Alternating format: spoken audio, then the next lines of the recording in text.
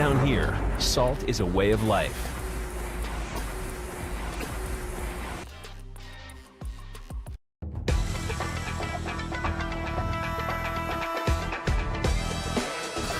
That is pretty much don't get hit moment. Oh my god, you got hit!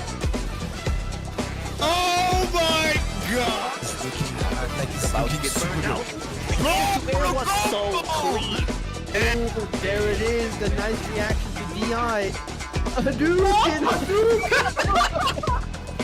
want any of it.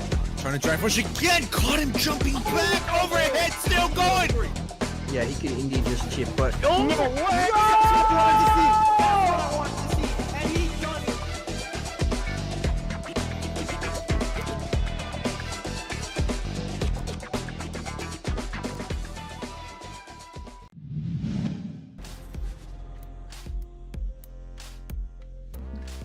Ladies and gents, we are live with the World Warrior Season 2025! Here we are indeed. Welcome everyone to the very first edition of Europe Northeast for the Capcom Pro Tour World Warrior 2025. As Ritas has said, I am your boy Ruzu, joined by my lovely friend Dr. Buttons. How you doing, Dr. Buttons? I'm really good, Ruzu. I'm super excited for tonight's action. This scene is so incredibly stacked. You know, it was one of the only scenes that had both of their World Warrior representatives through to the group stages, out of the group stages last year at Capcom Cup. So I'm expecting some killer sets, some amazing plays, and that it's going to get so hype. I can't wait for it to start. Can't wait either. And I can see a few names I've got my eyes on already. You know, we've got, of course, the Juicy Joe, Phenom, Lord Venom, you know, good old complainer that he is, I love Lord Venom. But as you can see there, there's some few instructions, a few kind of guidelines for you guys to think about when you do enter these World Warrior events. Europe Northeast is a, you know, single qualifier event. It's not a super regional this time round, but that means you need to make sure that you get your highest placements as high as you can. Of course, in your 5 events that do occur, to get qualified for that regional final as well, because only top 8 will qualify for that regional final. As you can see the eligible regions, you scroll down a little bit there, Ritas, thank you so much. See the eligible regions as well. Sometimes people get a little bit confused, right? They don't really think about the eligible regions. You got to make sure that you are qualified for that region. What about a prize pool? What about big money, Dr. Buttons? Oh, it's some big money. And of course, this year, the winner of each World Warrior region gets to take home $2,000, which is a really nice payday for, like, you know, playing on your own setup in the comfort of your own home. Second place gets 1,500, third place 1,000, fourth place 700, fifth and sixth get 500 each, and then seventh and eighth get 300. So if you make it through to the all-important finals, part of that top 8, then you are going to get some nice cash to spend on yourself. And that's nothing to be stiffed at, really. That's a pretty good prize pool for World Warrior. Nice prize pool to be thinking about. Loving that. I can't wait to see who actually qualifies. And you know, it's funny because you see the growth and the development of all these players as the season progresses. Obviously, it doesn't happen overnight. It's going to take month by month. It will occur. I think the next one is in a couple weeks' time. But after that, it's like a month at a time. But it's really thinking about what The next one is actually next week. Next week. There you go. So yeah, we'll keep an eye on that. We'll look at the schedule. There you go. Next one is actually next week on Saturday. So, you know, back to back. That's nice to see. We'll see the growth, of course, over time anyway. But don't forget to sign up. I believe the sign-up's already out, actually, for the second one. So make sure you sign. Well, we've got 78 attendees today. I can't wait to see who will be causing some havoc. We might get some upsets, and we were talking about, you know, a couple of players beforehand. I think we got one of our eyes on what I forgot his name. I know his Twitch name, but I forgot his Magikarp is one of the ones that I was looking at going, I think Magikarp is going to do some damage, and that might be someone that people from outside this region might not have heard of so much, but Magikarp has like a whole list of characters, and there are layers to Magikarp that you've got to, if you want to beat him, you've got to pull back the layers. You might be starting with the Dalsim layer, or you might be starting with the Zangief layer, and then we go from there and see what happens as his tournament goes on. And when you get to bite into the onion, you get the DJ possibly, right? Yes, but it's such an abundance of characters. Yeah, exactly. The thing is, right, to have an abundance of characters, and a lot of the top level players will have an abundance of characters at a higher level of play, because they're willing to delve and kind of experiment. I think that's quite key. We've seen, you know, Phenom, for example, he'll play Mai, he'll play Ken, he'll play some Cammy. He's got abundance of characters as well. You got some kind of niche players that will stick with their one character, like Veggy. He'll stick with Geef, for example. That's what he's known for, what he's noted for. But there's plenty of people that might give us a bit of a nice surprise today, and I'm looking forward to seeing some excellent play.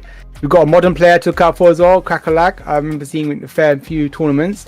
Modern, not so experimented in European side of things, more so in Japan.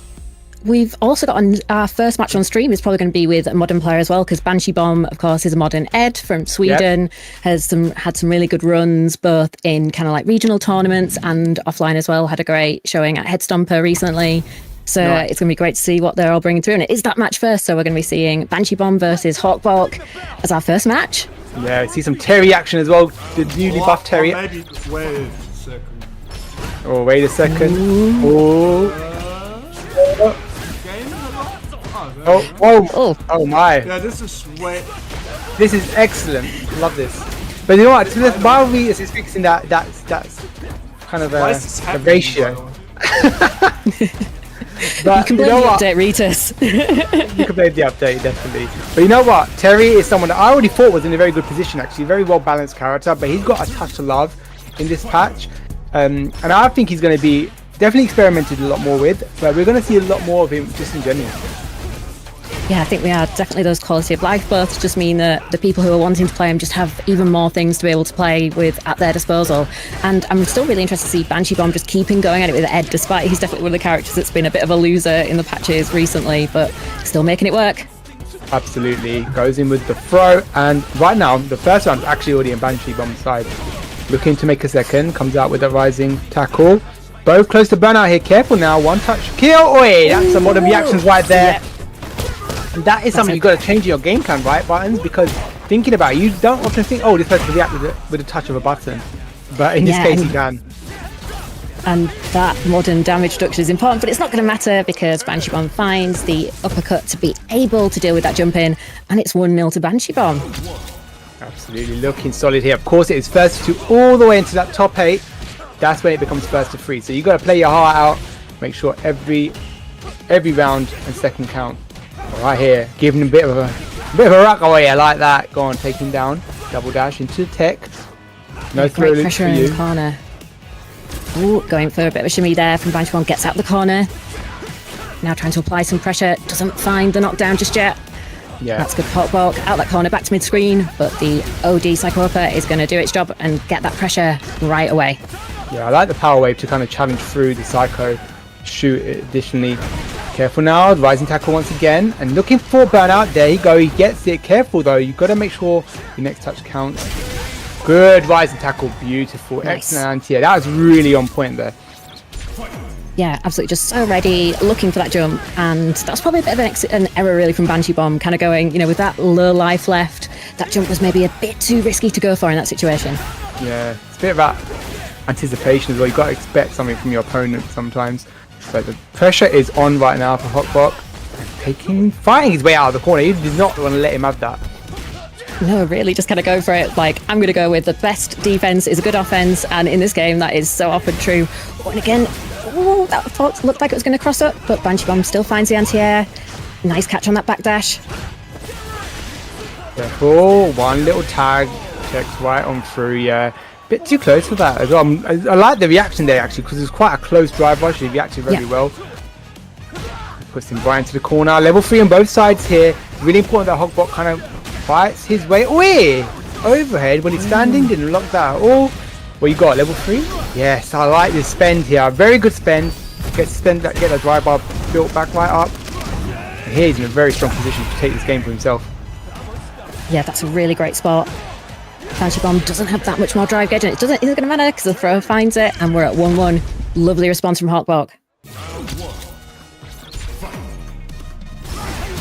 Nice. Wait, that challenge straight through, and actually spending 2 drive bars right there. Right through. Tag, bit of patience here. Both know that this game counts, so you can't take any too much of a risk in certain instances. Now we're seeing Banshee Bomb being a little bit more defensive in the corner, maybe not pressing quite as many buttons, but we're still getting tagged a little bit by some of this Terry pressure.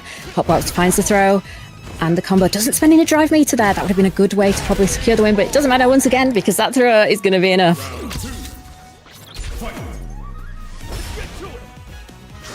Reaching. Just reaching now. Psycho Shoot to add some pressure here. Long range game is kind of tricky, right? Because you've got the Power Wave goes low. You've got Psycho Shoot, which is mid screen.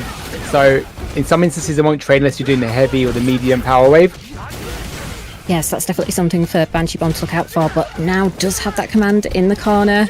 It's going to be looking to take us to final game, final round. Are we looping? Oh my. Not quite. We're doing the setups there. Big Oh, jump. lovely jump in. Beautiful Final round stuff. already, Dr. Barnes, for his first game of this stream. We know it's going to be a wild one. This is what we want. Yeah, absolutely.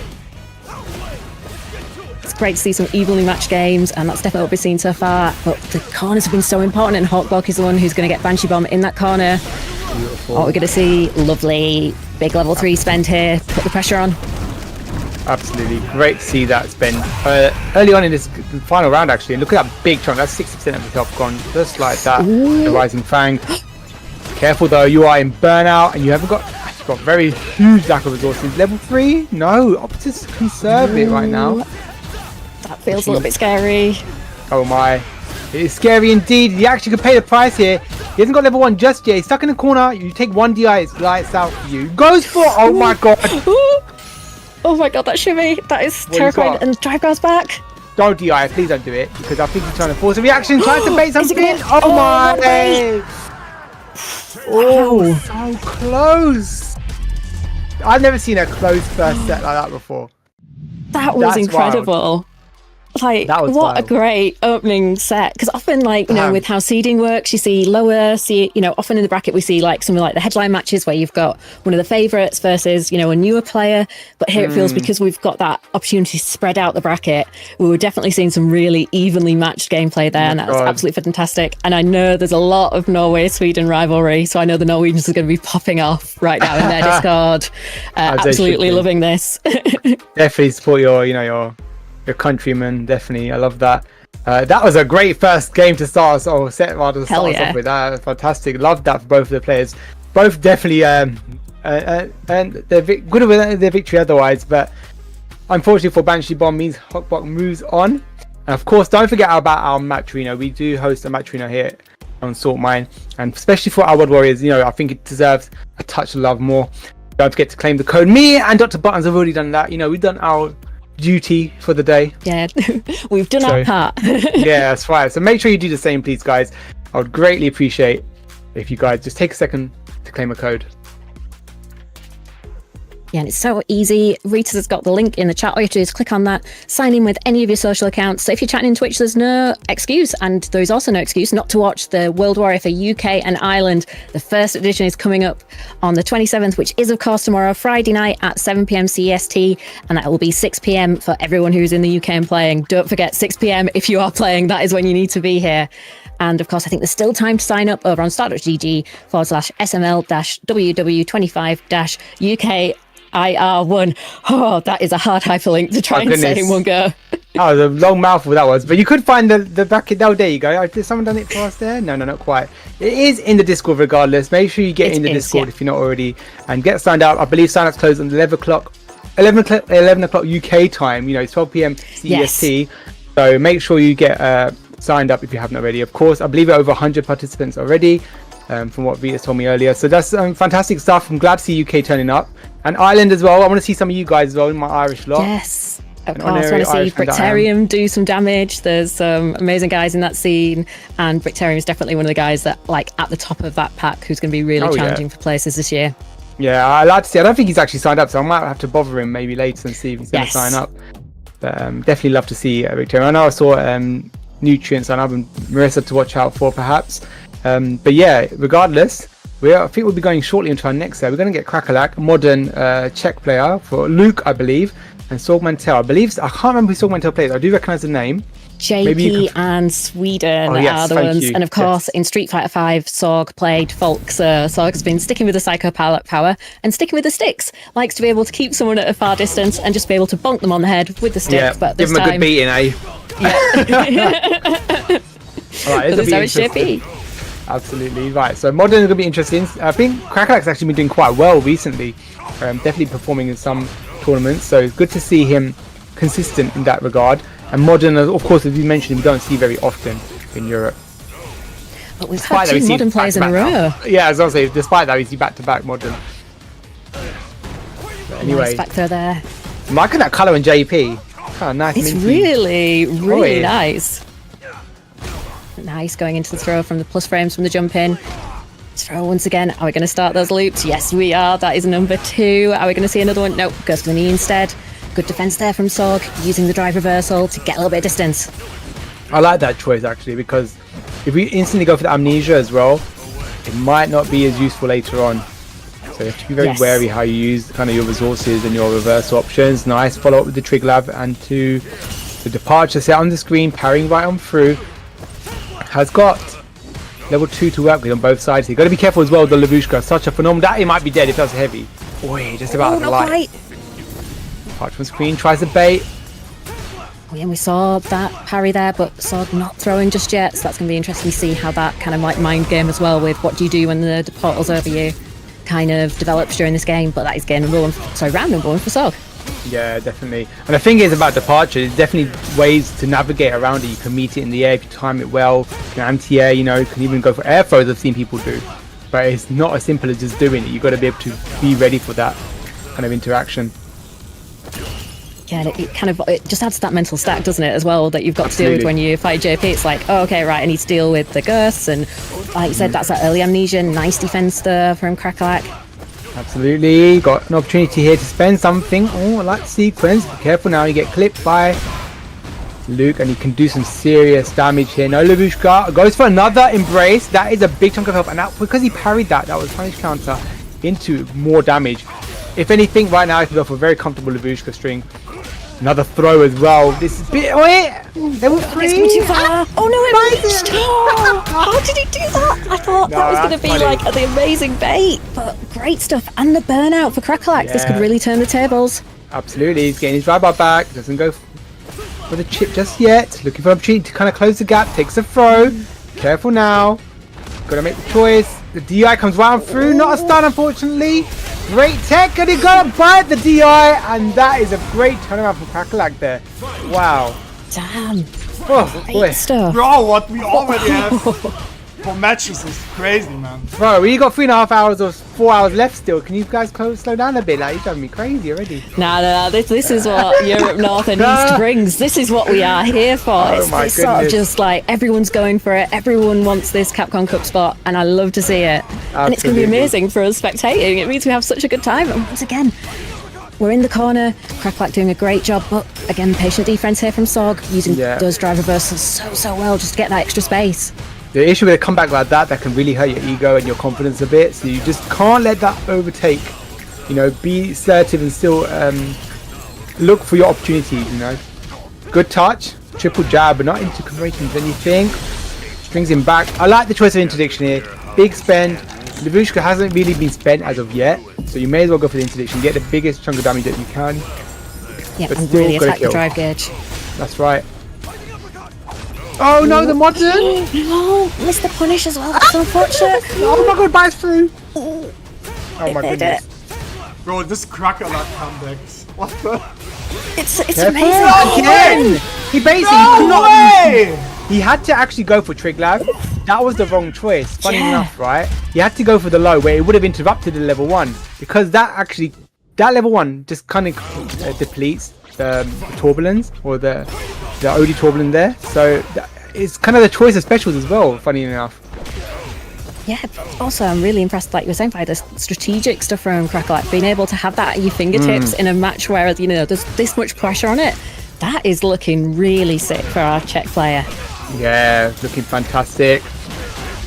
Into the corner he goes though, not losing that string of confidence. Go for the throw. Excellent tech there from Krakalac.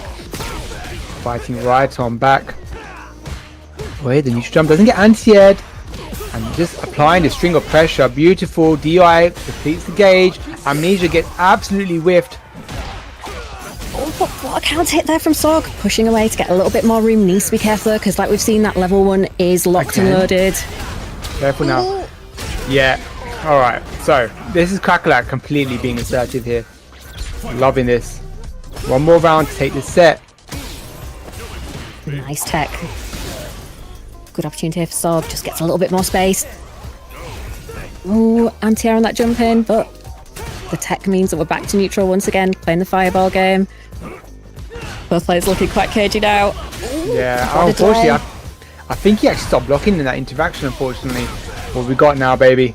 Nice. No level 3, just gonna go for another opportunity. Amnesia gets absolute. Oh my god, that's actually dead. It's gotta be. He's gonna go for normal input. He must well do. Are we going to see it? No, we don't. Saving Ooh, it. I don't like that lack of spend, because this is a big opening now for Smanel. And finally, Lavushka. I question his choice of Lavushka. He wants to get the side switch, obviously, but Interdiction in CA kind of version would have done a big chunk of health. Yeah, maybe it's that thing of just really wanting to be out of that corner, because Krakalac's been using it so well, that kind of thing of, right, if I'm out of the corner, I've got like the mental lead, although now we're back in the corner with the throw. Krakalac's escape. Will this be another comeback? Oh my. Careful now. You can't throw out those torpedoes. You didn't land his last test exactly. Wait, that's gonna hit. Yes, it does. Good choice of the Trig Lab, switching up the specials there. You can't keep going for those torpedoes. As you mentioned just a second ago, careful with that because the level 1 will bite right on through. Yeah, and I'm so glad Sorg there went for the Trig Lab, like, seeing that. It's great that it's almost like Sorg was like, oh, wait a second, I can't do that. I need to switch up the strategy. But it's final game, final round. Both players have got level 2. This is going to get explosive. Absolutely. Level 2 on cue and 3 certainly sometime soon. There you go. 3 on both sides. Gonna go for that. Guillotina overhead doesn't clip him, unfortunately. Yeah, I don't like the walk under there for Sorg, because it's giving Krakalac that time to get everything started. Are we going to see the level 3? No, once again. We're holding on. That deja vu. Interdiction, excellent choice. I really like this here. You're going to freeze his drive bar. He's only really got to respond with the modern kind of supers at this point, especially at range. Should be back to school full screen. Departure should be set instantly. There we go. Yes. Lovely call out. Oh, at full screen we were probably safe from the Luke level 1, but with Sorg walking down. Oh my god. Oh my god. Was that the classic? That's gonna hit. That's gonna hit. No, he keeps doing these turbulence. Oh my god.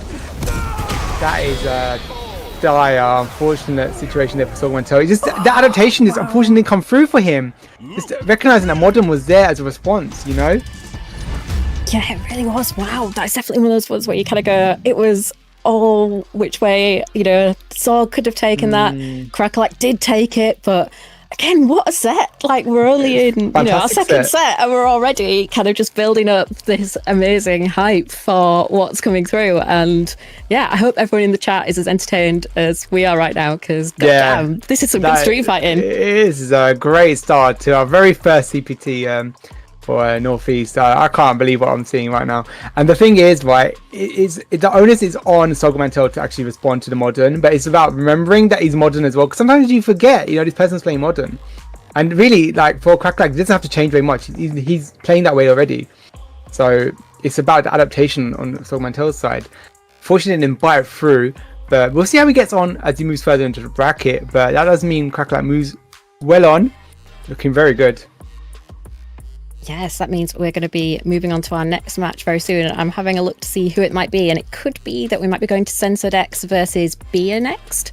I think that's probably the next one that we've got queued up, where it looks like we've got to that stage in the bracket, because this is the one for, if you've not dived through the bracket yet, we've got 4 different pools, so kind of trying to work out which is the match that's coming next. It's not like our usual, here's one big bracket, you just go, oh, where is it? It's there. You've got to kind of go, for me, I've got like 4 tabs where I'm kind of frantically going, who's next?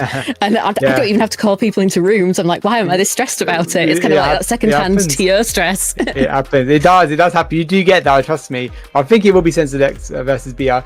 Sensorex, of course, coming in from Greece. Gonna be an interesting one, because I know that he played DJ. I'm not sure if he's shuffled into anyone else, but I'll be intrigued to see.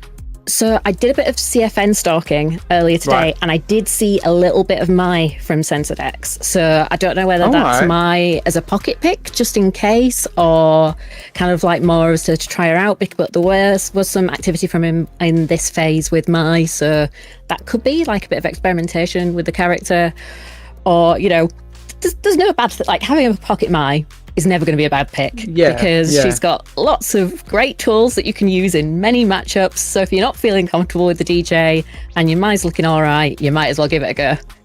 Yeah, absolutely. You got to give it a whirl sometimes, like, I think kind of leaning on the secondaries is always an option, especially in a game like Street Fighter 6, where you can be really flexible. So definitely give it a chance to see. I think Bia will be playing Akuma, or maybe maybe some Marissa. We'll find out. I think the DJ is still such a solid option. I think he's been a bit overlooked in some instances because there are some upper kind of level kind of characters like Mai, as we mentioned. But also, you know, Ken's always been on the picture as much as certain players in this region like to downplay him. Yeah. But We've got a few players that like to check into the Ministry of Propaganda, don't they? The Ken players, they've got to do the shifts in, they've got to clock in, you know, put in the hours on the keyboard, finding all, you know, creating all their files to send off to Capcom saying how bad Ken is, but it seems like that work. Yeah, it's a second day job, right? You've got to go to normal work, you've got to then practice on Street Fighter 6, and then you've got to log in for your shift in the propaganda ministry. So, you know, exactly. These poor Ken players, they're working 3 jobs. We need to cut them some slack. Yeah, definitely. I think we're going to see some Veggy as well. Wait, shout out to Veggy. Ninjas in Pajamas, of course. And of course, Juicy Joe's recently sponsored by Ninjas in Pajamas along with Phenom. So those guys are a nice little squad. I wonder if we'll be seeing them in SFL at some point together, because that'll be interesting to see. Yeah, certainly hope so. A lot of fun indeed. And of course, you can check out World Warrior EU West on June the 28th. I believe that is on the Saturday. Don't forget to get signed up if you are from this region. Please check the rules for that as well, and make sure that you check that you're eligible for that region. You know, make sure that you're finding your correct region and you're signing up for that, and get involved basically. And I think we've got another one for Sunday, have we, Vitas? We'll get that one up. Yeah. There we go. Second best region buttons. Yeah, of course, it's World Warrior Germany, which is, of course, not the second best region, but of course, the number 1 in Europe, as you know, is the official Saltmine League position anyway. And that will, of course, be at 5 p.m. CST on Sunday, the 29th. But right now, we are getting into this match. And it is, of course, Bia versus Sensorex. And like you said, Rizu, it's going to be the DJ and Akuma. Going to be fun. This will be interesting. I'm not really sure on how I stand on this as a matchup. I don't really play both characters. I've dabbled, but I imagine that, you know, DJ's probably got some good answers to Akuma, especially Demon Raid, where he's got the Jackknife Maximum. Yeah, Jackknife Maximum being charged is going to be a great option to deal with that. And also, like, back heavy kick is a really, really nice anti-air to be able to have as your backup. Absolutely, and even slide to navigate around as well. Of course, yeah. All right, already in burnout here. Careful, taking that funky slicer. Yeah, looking absolutely solid here. Phenomenal amount of pressure, and that slicer right to the gut. Beautiful start for Sensorex. Yes, Sensorex looking so comfortable. No stress at all. Great evasion under that fireball to be able to close the distance, getting Jackknife Maximum. We've got the jump into the heavy, and we're looping those combos. Yeah, getting so much damage. Akuma's nearly dead. Looking absolutely assertive right now. Sensorex. That is, he's running amok. We need a bit more offensive, defensive aggression, if that makes sense. Because if you're on the defensive side, you got a reversal, use it. Sometimes you got to show that you're not willing to take any aggression for free.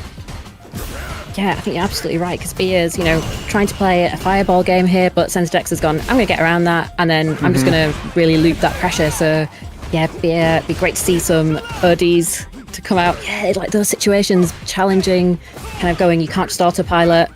Be really nice to see.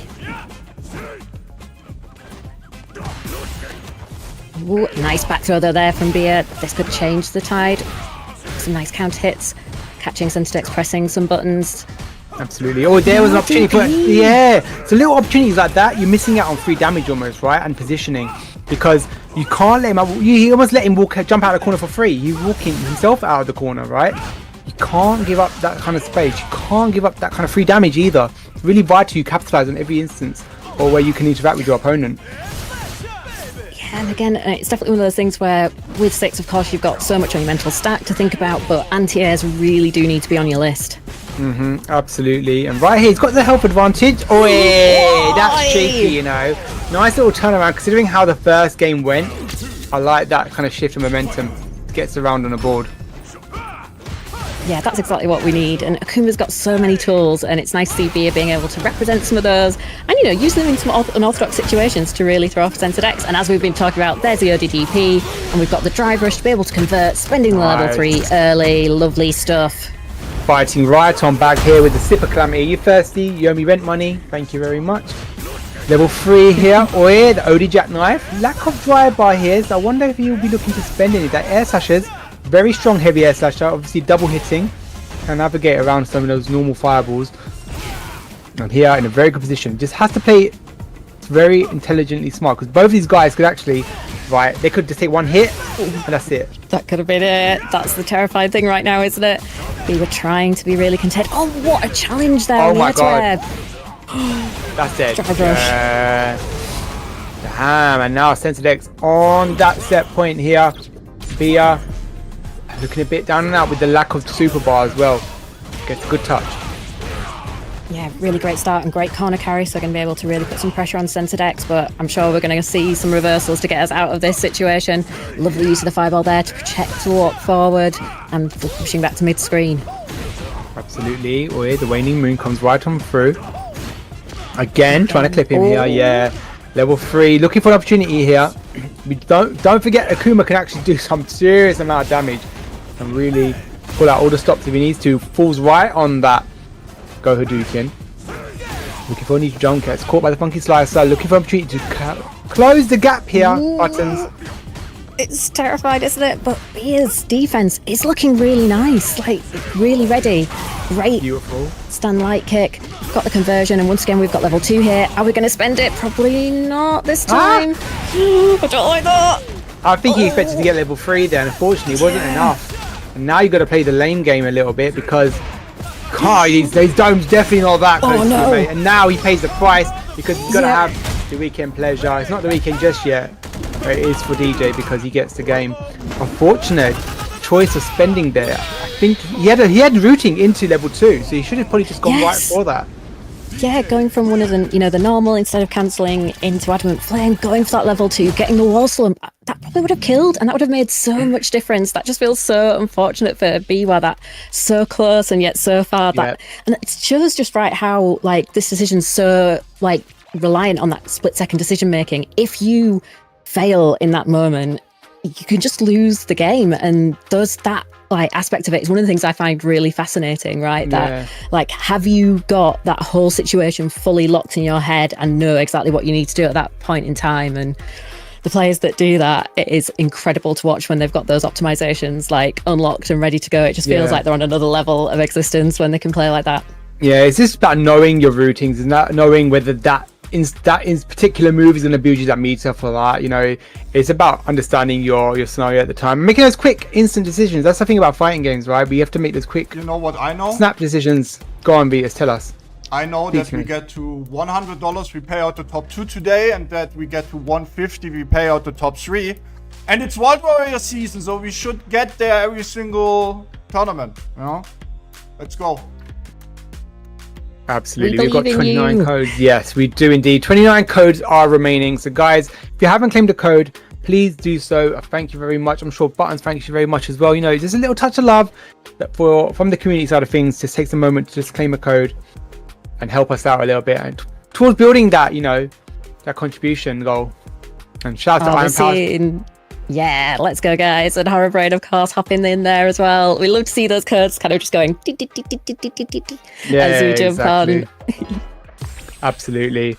Shout out to people that are coming on through to view the tournament today, and of course the contributions that we see as well. It's a community effort at the end of the day. I think that's really, really vital. But I'm looking forward to see some more games, and we're going to see some more soon. I think we've got Veggy on stream next versus Vexyl. It'll be interesting to see. Veggy, I know, obviously, a slightly touched up Geef. I'm not sure how he's feeling about that. We'll see. Yeah, because Geef's had a roller coaster, let's say. We've gone from the not doing so great to being really, really good, and then, it kind of has waned slightly in some more recent patches. You know what? I've always me and Damascus is the captain, and I'm the deputy captain of the anti-grappler club. We don't like grapplers. I mean, Veggy, I'll give him a bit of a kind of a free pass, But it's interesting to see grapplers as they progress and as they evolve, especially with Manon. She got some. People call them buffs. Some people might not even like those buffs that might not be for their characters, Yeah, and the burnout loop changes, that definitely felt like a bit of a harsh change, let me say. Yeah. And Chun got some really great changes in her punish games, so I think Vexyl could be having a nice time in this matchup. It's definitely probably not on your top list of matchups you want to play if you're the Zangief player. Yeah, absolutely. And Chun traditionally always beating Geef, right? She's got some phenomenal buttons. I think she's a bit more flimsy in this game, shall we say. A few more things to kind of navigate around, but right now he's coming in from part. First time I've seen Vexyl, I believe, but it's nice to see some Chun action anyway. I love it, and I love his costume, by the way. One of my favourites. Yeah, and Vexyl playing so well already, setting up so many options, going for the stance there to try and bait Veggy into doing something, but didn't work, and now we're pushing out that corner. Absolutely, headbutt time. Looking for an opportunity. Right here, level 1 on both sides. Absolutely. The machine gun shot's not confirmed, unfortunately, for Veggy. Big jump in, however. That's going to hurt.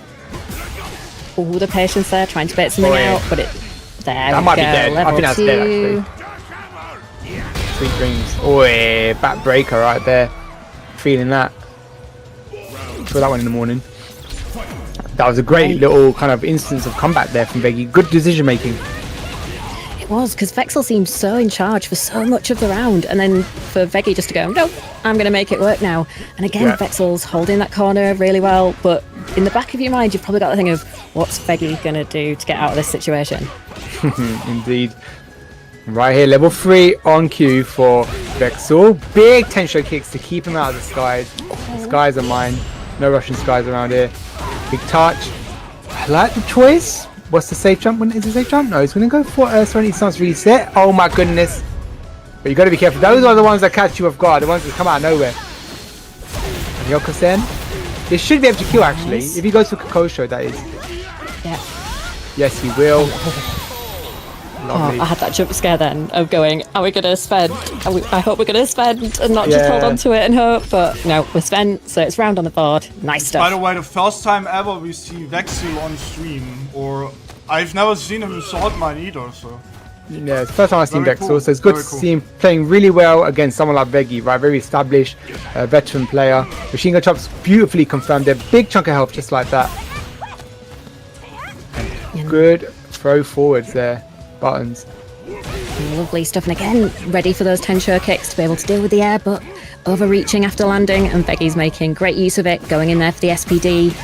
Set up here. Are we going to get it? Yes, we are, and it's 1-0 to Veggy. Absolutely gorgeous play. Really nice play from both players there, actually. You know, kind of holding your ground a bit with Vexyl, kind of with the Chun-Li, but there's a few choices that unfortunately didn't go his way. We're going to need to look for more optimal kind of damaging combos, if that makes sense, because we're going to get as much damage as we can on Geef, especially with the extra health. Yeah, and these Serenity Stance resets on Oki don't seem to be working. It definitely feels like there's better options that Vexyl could be going for, maybe rather than trying to be tricky, just going, I'm going to get the throw, or I'm going to get the hit. Or go for the extended damage combo rather than trying to attempt for a reset, which isn't working, right? Because you're losing out on damage then you have to fight for the opportunity once again. And here we get the SPD. Beautiful by Veggy there, and now just a round away from taking the set. Yeah, and that's just shown how quickly that momentum can shift, but it's great to see Vexyl still not like giving up, definitely trying to really make the most of the opportunities that are being given. Those anti-airs are looking crispy, but we just need to see a little bit more once we've got those knockdowns to be able to really see Chun do what she needs to do so Vexyl can get another round on the board. Right, oh yeah, beautiful. Again, ready with the pincher kicks. But a perfect parry. Oh my god. That is actually rude. And I can hear him laughing already in my head. Yes. That's definitely the thing, because if you're a Geef player, you've got to love it when you command grab someone, right? You've got to be like, God. I am nefarious and I love it. Honestly, looking for an opportunity that fears beautifully done there to apply some pressure, but that is going to be it almost. No, just like SPD, just to get to the range, it gets a short anyway on the dry rush approach. Good stuff by Veggy there. You know what, a great showing from Vexyl nonetheless, even though he didn't get a game, it was a very close set. Yeah, and you know, for that sort of a performance, when it's, you know, potentially your first time on stream, certainly first time on stream on Saltmine, that was a really fantastic performance. And the pressure's a lot when you kind of know that people are watching you, and when, You know what StarGG just did? Go on. It crashed my entire browser setup. Oh, StarGG, we love you. And all your foibles. No comment. But you know, it's got personality. It's a website that, you know, it likes to make sure that it gets a spotlight every now and again. It has personality, you know.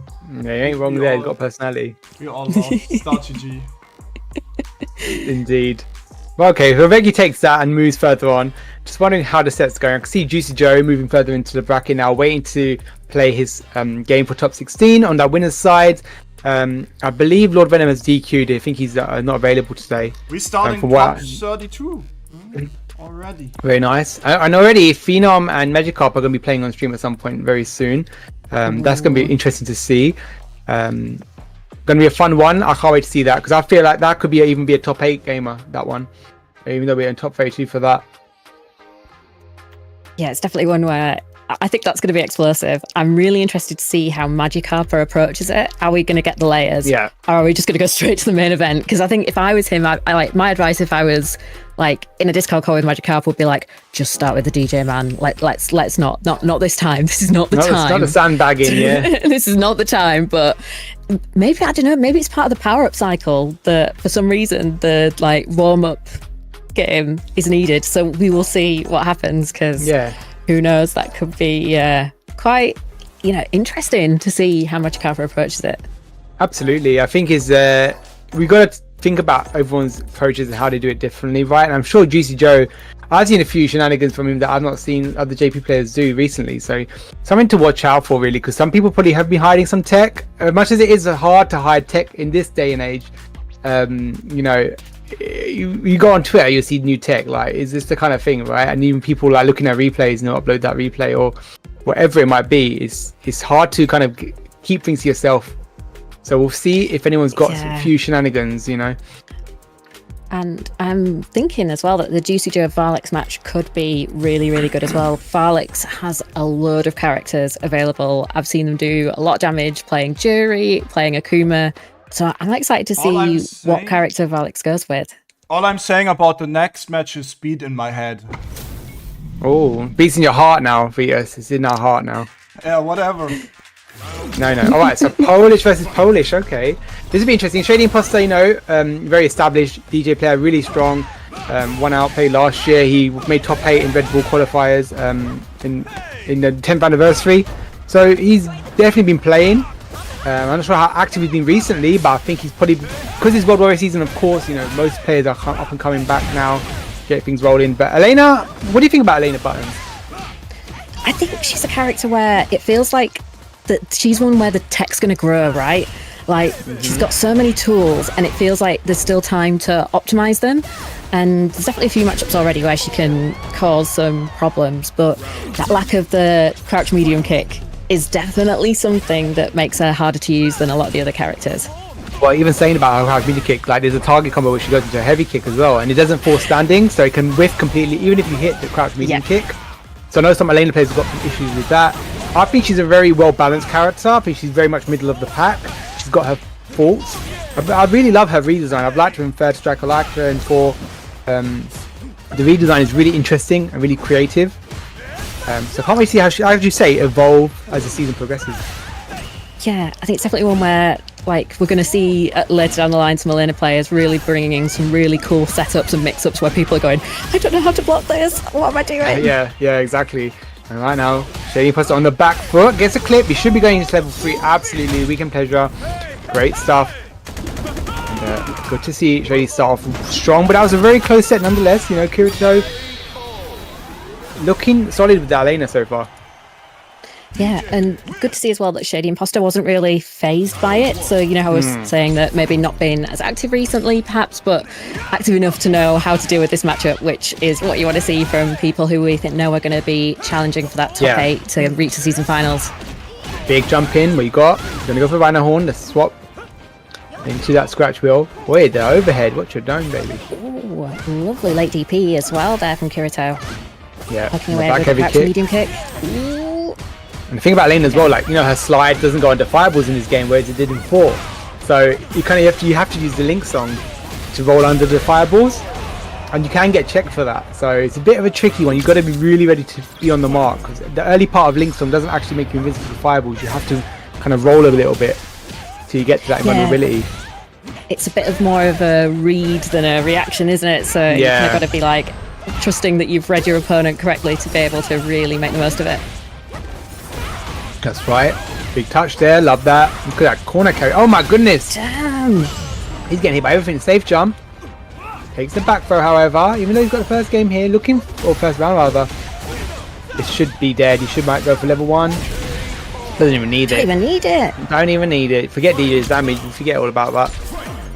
Yeah, and full optimization from Shady Imposter. And I really loved that Link song on Oki. It was just showing how tricky it is with the overhead. It's like, how do you deal with this? And hard to deal with. And what a big spend already. Kyito getting the big combos in, cashing out. I'm going to be putting some pressure on Shady Imposter. Yeah, great use of the Song of the Grasslands. That's a mouthful in itself as well. I think you're doing amazing to remember all of these names already for Elena. Yeah, it takes a while. Nice air slashes there. Big pressure. He's not letting up. You see how he's got the life, even though massive life lead for Kyito, right? Doesn't want to let up there. That should be dead. Spin scythe. Yeah, there we go. Rhino horn. Absolutely the extension. I thought slight jump scare there. There was that minute of me going, that is going to link, isn't it? That is going to go. And it's like, oh, yeah. It did. Thank God. Yeah, definitely. And the aggression really working out for Kyito here. Even though Shady kind of went off the offense, even though he had like a small chunk of health, nothing to really lose, right? You got to go in or out. In the corner, tries to reach. Big combo here. No, drops it. And now Kyito's holding that corner really well. We know they've got DPs, but what a time for the knee drop. Side switch into Jackknife Maximum. And now Shady's holding that corner. Nice escape though from Kyito. Beautiful scratch right there. Oh, yeah, the DI, but way too meaty. Gets one of his own. That is now set point for Shady. Yeah, Shady looking super nice, but this definitely feels like Kyito could find a way back. Like, the changes in like, style have just been really good. Great adaptation. Absolutely, definitely concur with that. Right here on the defense, trying to reach. Oh, the slide. Oh, careful now. It is mega punishable if he's not faced correctly.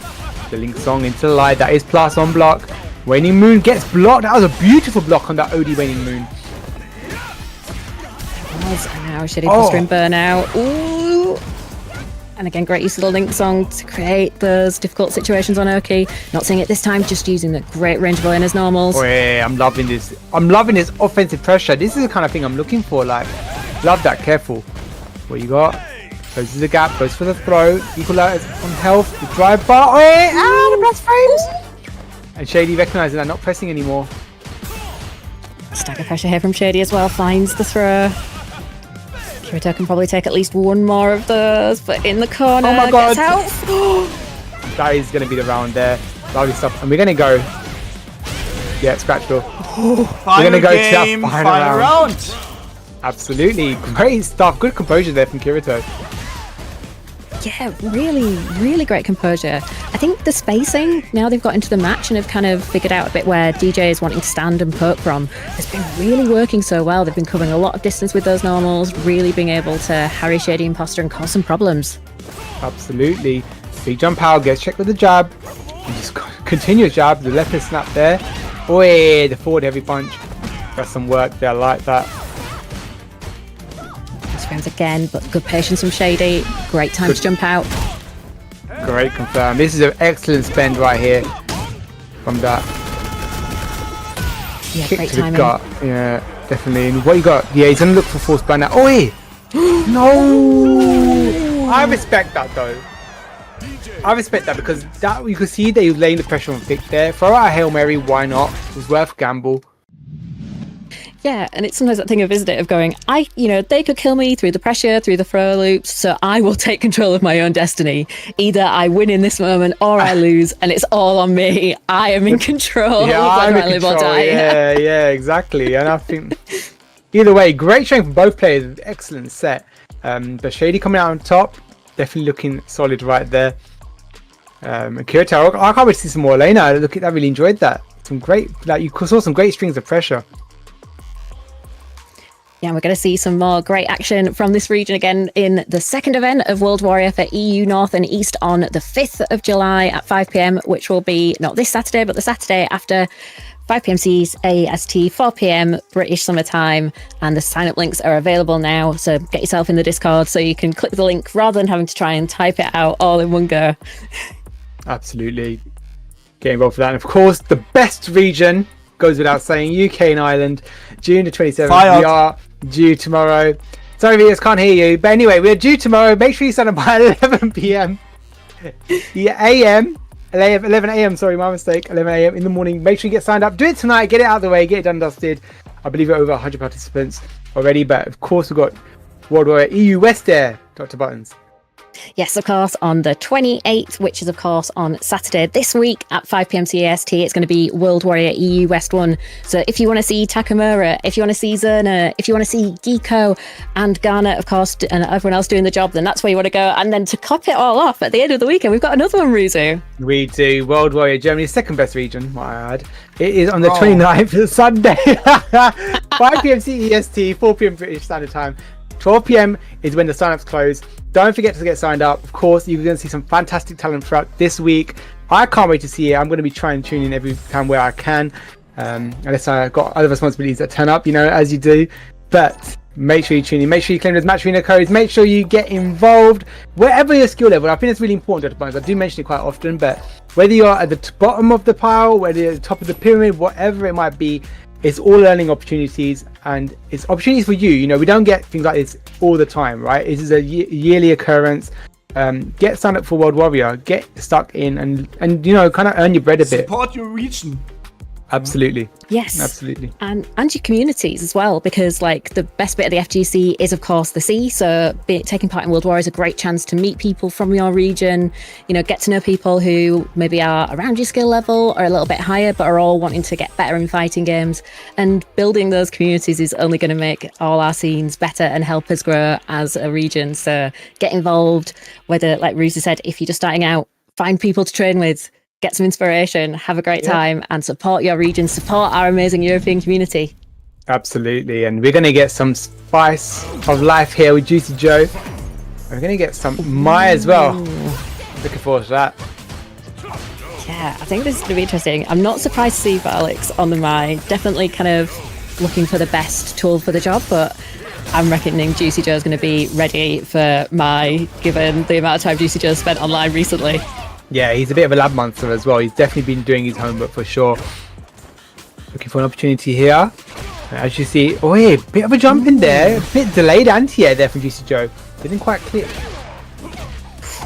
Gets caught on the time. Big anti-air. Departure. Great block. What you got? The back throw. Departure instantly once again. Oh my. I almost respect that though, because you know what? If you don't go for anything, you might as well go for something that kind of bait your opponent, or if your opponent tries to bite back, you get him caught. Why not? Gotta be careful with that though. Someone gets Juicy Joe though.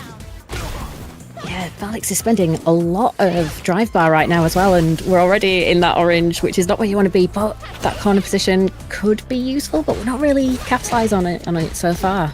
Indeed, the fans are coming through. Oh my goodness, dive kick, watch your dome.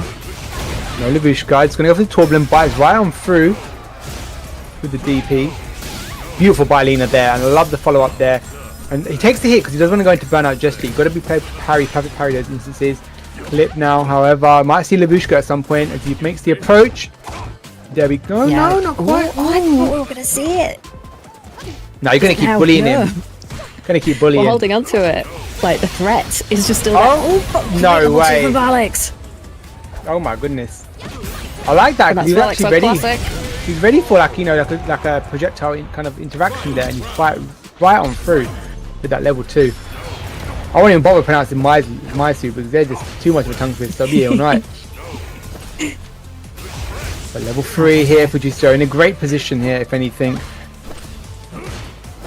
Yeah, having more meter to work with, and of course the threat of that level 2 is so powerful for JP, but Vaalix doing a good job so far.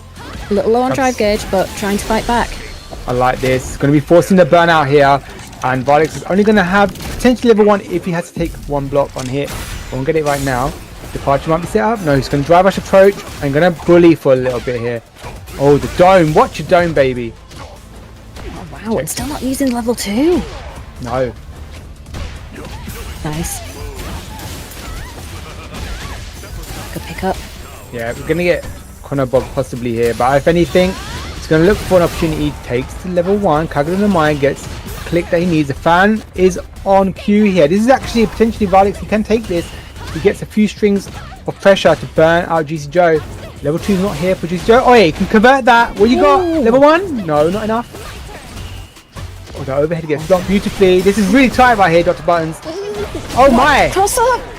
Oh my! Vaalix! 1-0! Well, good start for Vaalix. Let's see if Juicy Joe can keep up and turn things around. Yeah, because this would be a real upset if Vaalix manages to make it through. Because, you know, Vaalix is an excellent player, but of course, Juicy Joe did so well at Capcom Cup. Definitely on the list of people you'd expect to be qualified, like, you know, in contention for qualification. Yeah, absolutely. I believe he went to Combo Breaker, if not CEO recently, if I'm not mistaken. Yes, yeah, I think you're right. I'm not familiar which one he went to, but Man, I don't know why. Vaalix This is a going in. great start right now for Vaalix. Absolutely solid. He only needs one more touch right now. You know what? If anything, he got massive like. I actually like this the way he's playing this right now. I don't have to do anything now. I've got a humongous life. You have to come to me. I can parry all these projectiles you're throwing at me. You know, you've got to make the effort. Yeah, it's 3 smart. stocks as well. Although I do like the fact that Joe's been slowly walking out the corner going, okay, you're going to give me space, I'm going to take it. So then you can't suddenly rush me down and have me trapped in the corner. I think that is really clever. But yeah, good stuff from Vaalix, like you said, just being so patient, going like, come on, 45 seconds, I can hold block for that time. Absolutely, and sometimes we forget, you know, the timer is a resource that we have to use. Levushka, will it come through? Might well do. No, he's going to conserve it. Juicy Joe being a little bit greedy here. Careful now, you are in burnout. No level 1, that is a huge... Ooh, gets caught by charge. What a lovely comeback there from Juicy Joe. Man, great comeback. And it definitely felt there like Vaalix kind of cracked a little bit, and that patience almost like just went like, nah, I'm going to go for it. And it's just like, oh man, if you just like hung on a tiny bit, then that round was yours. Absolutely, gets the Krakalac once again. The fan stocks are on cue. Can be looking to spend them. Dry rushing right in. I like that choice. But you've got to parry these projectiles on all these strings right here. Get stunned for his troubles. Where you go? Show us something fancy. Go on. Or is he going to go for the maximum damage? I think he's going for max damage there. The reset. Oi, that's dead. The interdiction should come through. No, they don't really need it. It's going to go for a corner bog. There we go. Lovely stuff right there. We're doing the juggles. We're going, level 3. Nah, I'm just going to warm up. Nah, we don't waste any time. Confidence. Going to keep that time. Amnesia comes right on through. Side switches. The throw. Center of the screen. Oh, lovely trigger lab to kind of catch him meaty. What a drive rush from Vaalix, finding the way through the hail of projectiles, and we're going right into that corner, trying to bait a throw there, but Juicy Joe, good patience, as we'd expect. But now we're in the blender with the throw loops. Nice drive reversal. Right, he's finding his way back out of there, and even then Vaalix has still got the life lead right now. He's more or less in the advance right here. Low and drive by, however, tries to jump in. I think he was looking for a dive kick there. Man. Yeah, beautiful. That's actually could be the... Oh no! No! Boy, that's dead. But that should be. Beautiful. And now Vaalix on set point against the likes of Juicy Joe. This could be I think this would be a massive upset. I mean, we would more or less agree on that. So we have to see how things pan out here. We've seen Juicy Joe make a lovely comeback in that last game. Yeah, so Juicy Joe can definitely make the adjustment, but Vaalix, when those decisions are on point, Vaalix is converting. This is such a sick match, and I'm so glad to see Finland been able to show up out here and leave their mark on this region as well. Absolutely. Goes to the overhead, gets perfect parried for his troubles. Levushka comes right on through. This should burn out here. Absolutely. Departure set up once again. Gonna go for that dome. I like that cheeky attempt at a reset here. Good patience though from Vaalix. Oh my. That should be dead. That's dead. But you know what? Vaalix is in the advantage here. Level 3. It's all his to spend as he sees fit. And when he gets the hit, that's the most important thing. Yeah, that level 2 to be able to go through the projectiles as well. That could be so useful in the matchup. It is. Aerial Born is actually 3 frames. So it's faster than the one where it's grounded. Yeah, it's even faster. So if he throws out something the wrong time and if he's ready for it, Vaalix can definitely catch him. Gets clipped in the dome with that neutral medium punch. Level 2 is on Juicy Joe's side here. Levushka will come through any moment. Doesn't respond to that DI. One tag is all he's looking for now. I like that he's being very patient about it. Beautiful cross cut right there. Tags him. No level 3 spend just yet. Joe on the advantage. Oh, the both get the counter hit. This is super scary in the corner. Juicy Joe finds the throw. Yes, there we go. What's it going to be? You're going to have to block this. Are you ready? No, you're not. You get tagged on the dome. Yeah. Great stuff. That was a fantastic set. Amazing set. And definitely one where, definitely saw Juicy Joe have to, sweat there a little bit to be able to pull that win through. But that is what, makes the difference for people who are champions, is that in those clutch situations, being able to hold on Chat, and get those Ws. Sorry about the issues. I have no idea what it is, actually. That's okay. Hopefully it'll be all sorted for these guys. But anyway, I think that was just a fantastic showing from Vaalix. Great showing of Maya. I mean, we can't downplay Vaalix's. I know some people say my. But you know what? At the end of the day, Vaalix had a great showing there. Even though he didn't take the set, it was definitely a strong showing against the likes of Juicy Joe. Some would consider one of the best in the region, right? In just Europe in total. Forget Europe Northeast, just Europe as a position. So great stuff there. But Juicy Joe does move on to that top 16, I believe, and that means Vaalix will have to fight a little bit harder to get into that top 16 side of things. But we'll see how things progress, and we're going to get another very interesting one. I feel like we mentioned this earlier, Phenom versus Magikarp. This is something that could have been a top 8 easily, top 8 game. Yeah, I'm still excited about this. Can't wait to see who Magikarp picks to start us off, whether we're going to go serious business from the start or whether he's going to be Phenom. I've got this. Phenom, this is a bit too early for Phenom because he should be in bed still. He's a bit of a night owl, isn't he? He has to come out in the midst of the night. I did say to him one time, he was in Twitch stream, I was like, you should be in bed. And I love how he just laughed at me for saying that.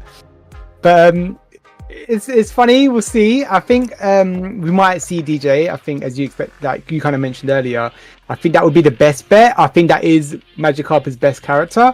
From having watched him play, I think he's definitely got a great understanding of the game. Really solid play. But we know that Phenom's got an abundance of characters as well. Ken, Cammy. He probably got someone like Bison. He's got an abundance of characters that he can definitely play. He can switch it up at a moment's notice. He's a very established veteran player. And this is Magikarp's very first World Warrior entrance, because he's not entered. He didn't enter last year, I believe. So we'll see how things pan out. Yeah, it's definitely going to be interesting. I think as well, I've seen a bit of Phenom playing Ryu, so you never know, we might now get the new strongest shooter coming through from Phenom as well. So, like you said, that list of characters, it feels like it just keeps growing for Phenom, doesn't it? New DLC comes out, new patch drops, and that roster just gets bigger and bigger and bigger. I think soon we're going to see Phenom just playing everyone and being just like, who's your main? Random select. Is the Twitch stream? Is the Twitch stream still acting up, chat? Also, Magikarp actually did enter last year. You're fired. Oh, okay. Alright, that's fine. Well, both of you. No, I remember reading, he said he didn't enter. He actually said it himself. So maybe... DP, that Mystic Smash there. Shout out to Veggy as well. We'll have a look. I might have to have a look and reflect on his entrance, because I believe he may not have entered at all. So how many times did you enter? Did you enter every single one then? Why I trusting is Magikarp if anyone gets confused. So I always remember him by his name in Twitch stream, but I think one time or two times. One time, okay. I mean, if you don't enter that, I don't even qualify that as entering to run. It's like got to enter every time, innit? Every time, where you can. I know some people have got responsibilities. Many of us are adults, Some of us are adults. Shout out to Mystic Smash, he's not an adult. Yeah, there's some people. Yeah, that we definitely have like the younger folks in the game, and we're just like, oh goddamn, it'd be so nice to not have those responsibilities. What else we have is a $15 donation by Iron Power. Yeah. Oh, I met Iron Power at Hessen Crash Day. Shout out to that guy. Yeah, really nice, lovely guy. Yeah, really nice guy, and he's always contributing to his community kind of events and match arenas. So shout out to you, Iron Power.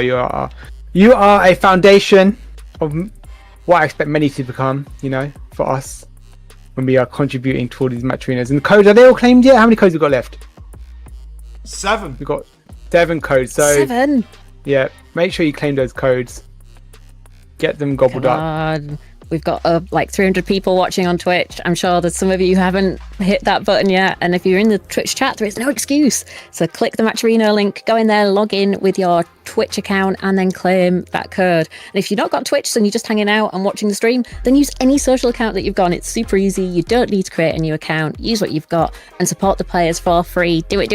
And then we'll shut up talking about codes and we can just talk about like donations. Exactly. Phenom, Wouldn't that be you great? have 2 minutes left to show up. Okay? Phenom, get out of bed, load up Street Fighter 6 and get rolling. Stop waiting for the, if you're waiting for the kettle to boil, then you're going to have your tea or coffee after the game. Exactly. That's the... Well, so you know what it is, Magikarp. We got high expectations of you, alright? So you better show up this year, that's what I'm saying. If you're on a ranked game and get invited, okay, for World Warrior, can you just leave? Please? Yeah. You know? It's like the like time when you've got the most leeway to one and done. It's like the one time when most people go, all right, that's an all right one and done, isn't it? Or even better, just don't play, like, when you know that you are next, just don't enter another ranked game. But he's a rank demon, isn't it? He's got to do it. It's almost like he can't help himself. Like Phoenix from Marvel vs. Capcom 3. I can't control it, You get right in there. I thought there's almost like that mystical force just pulling your hand over to select ranked mode while you're waiting. It's just like the pull is too strong. You just got to do it. Honestly. Gravitational pull right there. While we're waiting for Phenom, guys, don't forget, of course, we've got other World Warriors happening this week. We've got UK Ireland tomorrow. We've got Europe West on Saturday and Germany on Sunday. So you got a whole week of half week of Street Fighter, shall we say? So much talent to watch up. European talent, and there's going to be some excellent showing. I can't wait to see some upsets happen as well. That sometimes we like a good upset, don't we, Buttons? Yeah, it's going to be so exciting because I think one of the best things about World Warrior is it really gives an opportunity for people who can't travel, whether that's because they're younger or they're just getting into the game and they're still, working on all that side of things, that it really allows people to show up and show out and really make their mark on a region. And I think that's so important.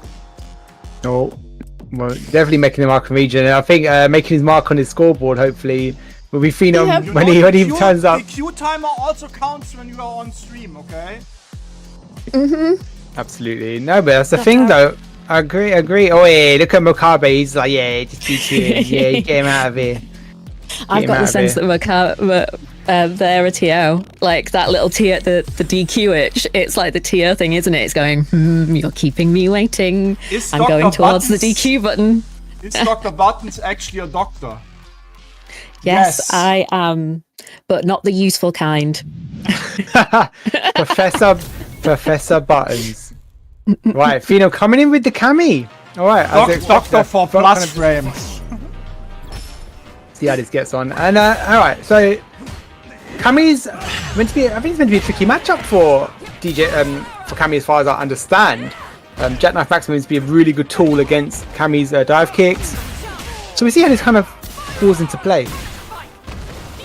Yeah, it's going to be really interesting to see. And Phenom, getting a really good life lead already, but Magikarp not deterred, trying to really get some space here, but nice catch there on the jump in from Phenom. Finds the throw. We've got option for throw looping, but we're not going to use it just yet. Looking absolutely warmed up with the rank session right here.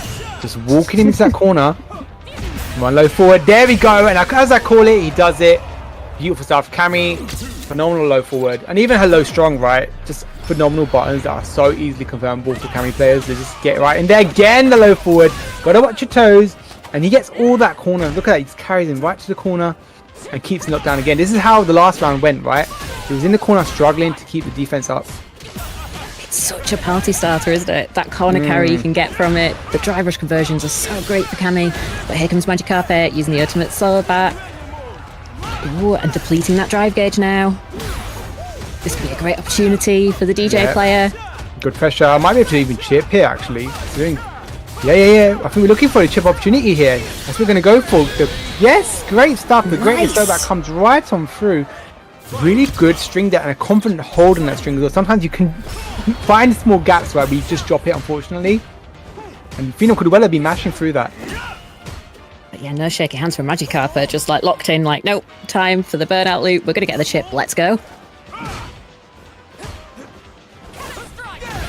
Nice way back. Finds the counter hit. Once again, using that level 1 to get a nice chunk of damage and attack that drive gauge. Another punish counter throw thanks to that parry. And burnout again for Phenom. Yeah, definitely. Good escape there with the dive kick. Drive reversal. He wants to regain all that space. Put him in back into the corner. Gonna try and walk him down with the Sobat there. Tries to bait with the feints, but gets the clip on the toes here. He actually caught something there. I'm not quite sure what he caught. Maybe Sobat, if anything. OD Sobat? Caught him with the throw. Because there was a flash, but we found another big punish counter here. Spending that Wow. dive gauge. Oh, wow. That was actually like... Honestly, that was all of Magikarp's to take right there. Phenom was in burnout for a while, and he actually just had to do some really good stuff there. It's unfortunate. But that's the first game for Phenom. Yeah, I definitely felt like Magikarp could have taken that, but as you said, just Phenom was like, nope, we're gonna find the way through, and took advantage of the errors in Magikarp's like offense there. Yeah, definitely. Nice. I also checked how many times Magikarp entered last year. It was 3 times, and his best result was a top 16. Yeah, I think he'll be doing better this year, from my understanding, watching him play. But we'll see how he gets on against Phenom first. Top 32 winner side right now, and throwing out these air slashes. Got enough drive bar to kind of work with here. Slides right on under. That's the anti-air you were talking about earlier as well, Buttons, because that back heavy kick is such a phenomenal anti-air with DJ. We forget he's not only got, like, you know, jackknife, he's actually got back heavy kick as well. Yeah, and it covers a really good angle as well there. Like, I think Phenom was like, oh yeah, Magikarp's quite close, I'm going to be able to jump out, but that was great as like the bait with the fireball as well. Absolutely, DI is right through. Careful now, you can't find another DI. Phenom will be ready with that buffering level 1. Oh yeah, a bit delayed on that. Spin knuckle, tries to fight something. Again, the DI comes on through. This is very scary because actually, one touch from Phenom could be one button confirm even. Particularly now we've got all that drive meter available. Oh! God damn! It's Magikarp who finds the hit.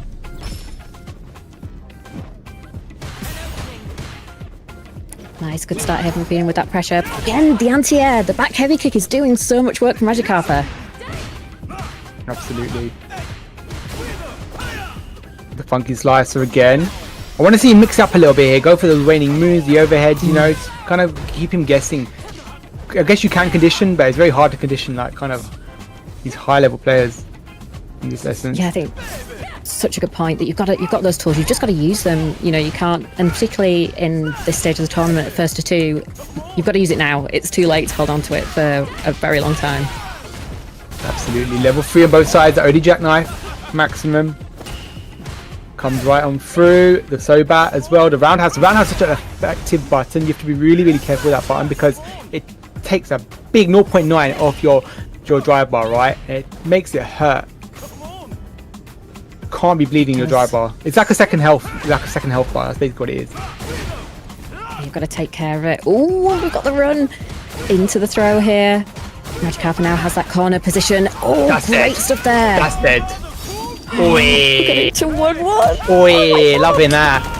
I'm loving Let's that. go. Great confirm there. Beautiful stuff. And that funky slicer, that fierce into that level 3. Gorgeous. Magikarp are keeping it lit right here. Game of peace. Phenom's got to be on his toes right now. Yeah, this is gonna come down to the wire, and this is what we thought we might see in this game. So it's great to see both players really putting on a show for us, because this is all for a place in top 16. Absolutely. This will be this, even though, you know, I think we consider Magikarp very strong, but it would definitely be an upset considering that Phenom was the one that auto qualified right last year in the Super Region. Of course. So he was the auto qualifier after the top 3 results that he achieved. An opportunity here, low forward once again. This time Magikarp blocking his toes but gets caught by the driver's throw. Looking for an empty jump, doesn't go for the dive kick. The delay there, I love the delay, you know, didn't necessarily go for anything just yet, waiting for buttons out of his opponent. So beautiful, but that massive life lead for Phenom could be a thing, but that's about to get deleted now. That might be dead. We're going for level 2. Magikarp there. Has got the rhythm. Ah, dead. And now Magikarp is on set point against Phenom. Wow. Wait, it's spicy. What has Phenom got going with that early spiral arrow to close the distance? Good spacing on it as we'd expect, but now full screen, having to deal with some of this zoning from Magikarp. Absolutely, reaching that fierce, great confirm. applying some pressure right now, putting Phenom stuck in his corner. Great throw into that corner, swapping sides here, applying some pressure. Level 3 on deck here. I believe he might well use it if he gets a touch.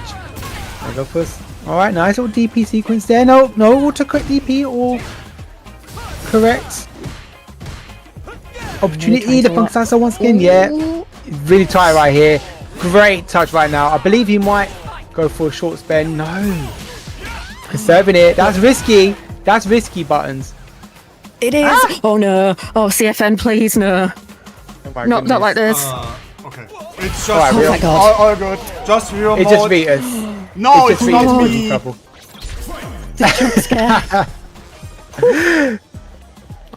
But final round once again to qualify for top 16. Both players have level 3 Man, on deck. Twitch is throwing- already Oof. Twitch is already hating me today. Please don't hate me as well, Street Fighter.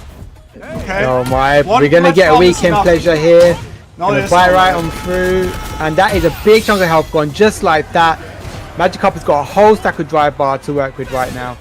And level 3 is on Phenom's side though, however. If he gets to see the opportunity, it might work out nicely, but you gotta lose still a chunk of health for that. Yep, oh, we found it here. We've got that low forward, back to mid-screen, trying to loop again, found the counter hit, carrying towards the corner, found the throw. What's Magikarp going to do to get out? Nice anti-air from Phenom, just as we'd expect. Super clean play. Gorgeous. That is actually dead. That It was a is. fantastic set from both Damn. players. Like, Magikarp was so close to taking that set, but Phenom's composure and experience really bit through at the end there for him. And to make the right choices when he needed it most, fantastic stuff from Phenom. Yeah, 100%. That is definitely, like you said, the experience, the calmness under pressure, being ready to deal with it. Because, you know, I think it's fair for anyone to have shaky hands in that situation, but Of just those course. little differences, that, like, you know, that cool, calm composure, having been there so many times, it's going to just make things that's just that little bit more steady for you going on to hopefully find your place later on in the bracket. But you know, Magikarp not fully out, of course, just in loser's side of the bracket. So we might be seeing them later on in the tournament still. They're not done yet. No, absolutely not. As Veggy said, we are sweating today indeed. So I think Phenom was sweating after that one. Gave him a run for his money indeed in Magikarp. But as we progress through the bracket, We it's going are to be in lots to... Top 16, ladies and gentlemen. Juicy Joe versus Veggy, Wonderboy versus Maumas, Phenom versus JNS, and Rickeman's Barnett versus Shady Imposter. Alright, and as you can see in that loser side, they're going to be playing that out off stream. I believe we're going to get one losers round 2 on stream. Infinite, traditionally, coming from Greece as well, he's traditionally a Guile player from memory, but he's been moved on to Ryu in recent times. So that'll be really fun to see as well. Fang just eliminated Vaalix, as you can see live on stream. Ooh, Very nice. damn. Moving further on, Fang, of course, a fantastic Kimberly player. I really enjoy watching him play Kimberly, and I do expect him to make top 8, to be honest. So he made top 8 last season in that regional qualifier. You know, it's a list of people that did make it. It was Phenom, Veggy, Juicy Joe, Shady Imposter, Venom, Lord Venom, Rickham and Barnett, Momos, Fang and Merkin. So those people were the top 8 qualifiers last time. But you know what? It could be anyone's game. Anyone could have leveled up, like we've seen, for example, today with Magikarp, right?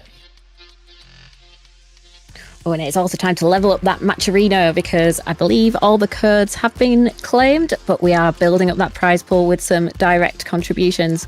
So thank you so much to everyone who has reached in their pockets and donated. We're at $47.50 at the moment. And thanks for Petty for getting in there with the $10 donation. It's brilliant to see that. And we are halfway to our first donation goal to let us pay out that top 2. So if you can, have a look at the match arena. Why not, you know, throw somebody in there, support the players. They're going to be playing all weekend here with that European Street Fighter action. So get in there and help out and let us pay out the players for their amazing efforts over the weekend. Thank you so much to those that have contributed, Pedal and Iron Power. It's going to be, we're only halfway through, Buttons. We're just at the start. I can't wait to see this top 16 as talent progresses. But, you know, Maumas is someone to watch out for. We don't see them often in online brackets, but when World Warrior comes about, they're ready to perform. JNS, of course, another one. Juicy Joe's brother, Dalsim, you know. I definitely think Dalsim goes a bit under the radar personally. One to kind of really watch out for. And, you know, thinking about the perfect parry changes as well, I kind of discussed it at Hessen Crash as well, because it's just like, you know, directional perfect parries can indirectly buff certain characters. You think about Yes. it, right? It does for sure. So Darsim being one of those characters, shall we say? We'll have to see how things progress with that character in particular, because Darsim's a very niche character. Not many people would play him. Like, you think of a few people, maybe Mr. Crimson, Garnet, and JNS, and the ones that come off the top of my head. Of course, we know Magikarp plays him a little bit, but those are primarily the mains for that character. We starting top 16 winner side with a team kill. Ninjas in Pyjamas, Veggy versus Ninjas in Pyjamas, Juicy Joe. So many ninjas in pajamas. We've got Reminds me of that three. show. There's three of them in this pool. I don't know if you remember that show, Barton. It's like Bananas in Pajamas. Yes, yeah, we should redo the song. Oh my Ninjas God. in pajamas Pajamas are coming down the I don't stairs. know if anyone listening yet. That's some good stuff right there. I used to love Bananas is. in Pajamas. It's the most random show. Imagine that. How I you watched that as a kid? apologize once again about the Twitch issues. If you have issues on Twitch, please switch to YouTube. The stream works fine, okay? There's nothing go, you I heard it can from do Rios. right now. Vias hasn't got the power over Twitch, but he's got the power of YouTube. Make sure you tune into YouTube if you're having issues on Twitch. But in the meantime, we are getting into our top 16 winners match. Juicy Joe versus Veggy, both ninjas in pajamas. Teammates. It's going to be a team kill. Indeed, and of course, some people leaning towards more of an even matchup per se. A lot of people would say that this would have been a very hard matchup for Geef initially, but some people are saying actually it's not that bad.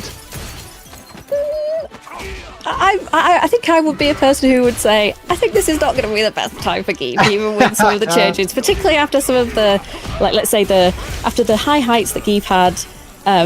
Yeah, no, it's definitely where I definitely feel for Veggy in this one, but we know he's going to give it his all and hopefully show us some great techniques to be able to deal with JP, but it is Juicy Joe getting a nice start with that first round on the board. May Geef have many lows, Level 2 possibly now for Juicy Joe. We don't see much Lavushka spend unless he needs to really kind of set up an instance of that kind of side switching or forcing burnout. Those are kind of the scenarios you're going to have to watch out for. Yeah, it's interesting because we see a lot of JPs that are just like level 2, hey, I'm using it, but Juicy Joe definitely seems to be using it in a very tactical way. Alright, early departure on screen here. Level 2 gets caught by the Trig Lab, and again the extension on that. Beautiful stuff there. Tries to parry his way through. You see some good kind of perfect parries from Veggy in the past, where he's perfect parrying a projectile, drive rushes right forward, gets instance of kind of getting his aggression on. That should be dead. Interdiction right on through, and that's the first game for Juicy Joe. Quite a convincing first game for Juicy Joe. Yeah, looking super comfortable in this matchup. Definitely one where, that we've got quite good Geef representation through Europe, so it's definitely one where Juicy Joe will have a good amount of people to practice against, but also then likewise for Veggy, because we have some amazing JPEs as well, whether it's Rapid, whether it's Juicy Joe, whether it's Kongster, there's a lot of them out there, and of course Link as well. Yeah, of course, my homie Link. But there's as you say, there's abundance of kind of players that play JP. We've got a lot of JPs in Europe actually. Departure on screen and gonna set up the parry. Right now Veggy's actually got the massive life lead here. I won't say massive, just a chunk. But if anything, it's gonna be working. Yeah, some really, really good patience there from Veggy. Great timing there on the charge stand, heavy punch. And we're getting in close and distance. Oh, big whiff there though on the command grab, but no punish from Juicy Joe. Yeah, not a big enough punish anyway. But looking for level 2 possibly. Big empty jump into that SPD. Gorgeous stuff there. Gets around on the board. Machine gun top to try and bite through. Big jump in. What you got? Yes, the OD lariat. Big chunk. That's a third of his health gone just like that. Oh, nice. And a lovely punish counter combo there. Closing out with the OD Air SPD. And that is going to be game number 2 for Veggy. Absolutely, and just like that. One apiece. We get a bit passionate with the 2-0 there. One each. Yeah, there we go. Thank you. Production, no one did see anything. It was correct from the start, okay? Oh, I see. No problems.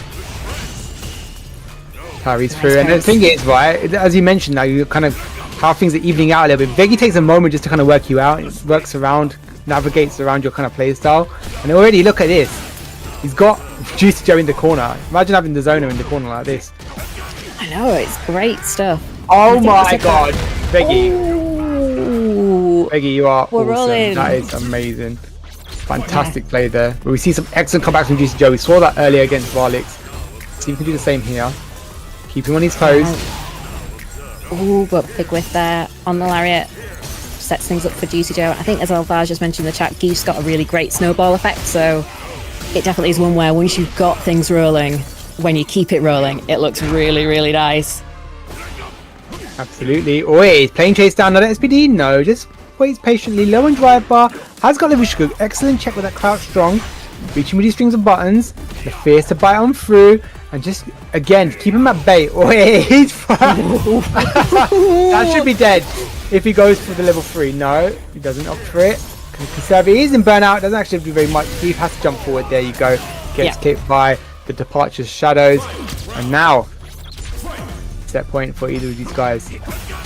Another final game, final round, and a great start there from Veggy, closing the distance. Amnesia's come out, but Veggy deals with it, manages to block in time, but nice throw here from Juicy Joe, pushing Veggy towards that corner. Absolutely, level 3 on both sides here. Juicy Joe playing it slow, the low forward to keep him at bay, the fierce to bite on through any pressure there.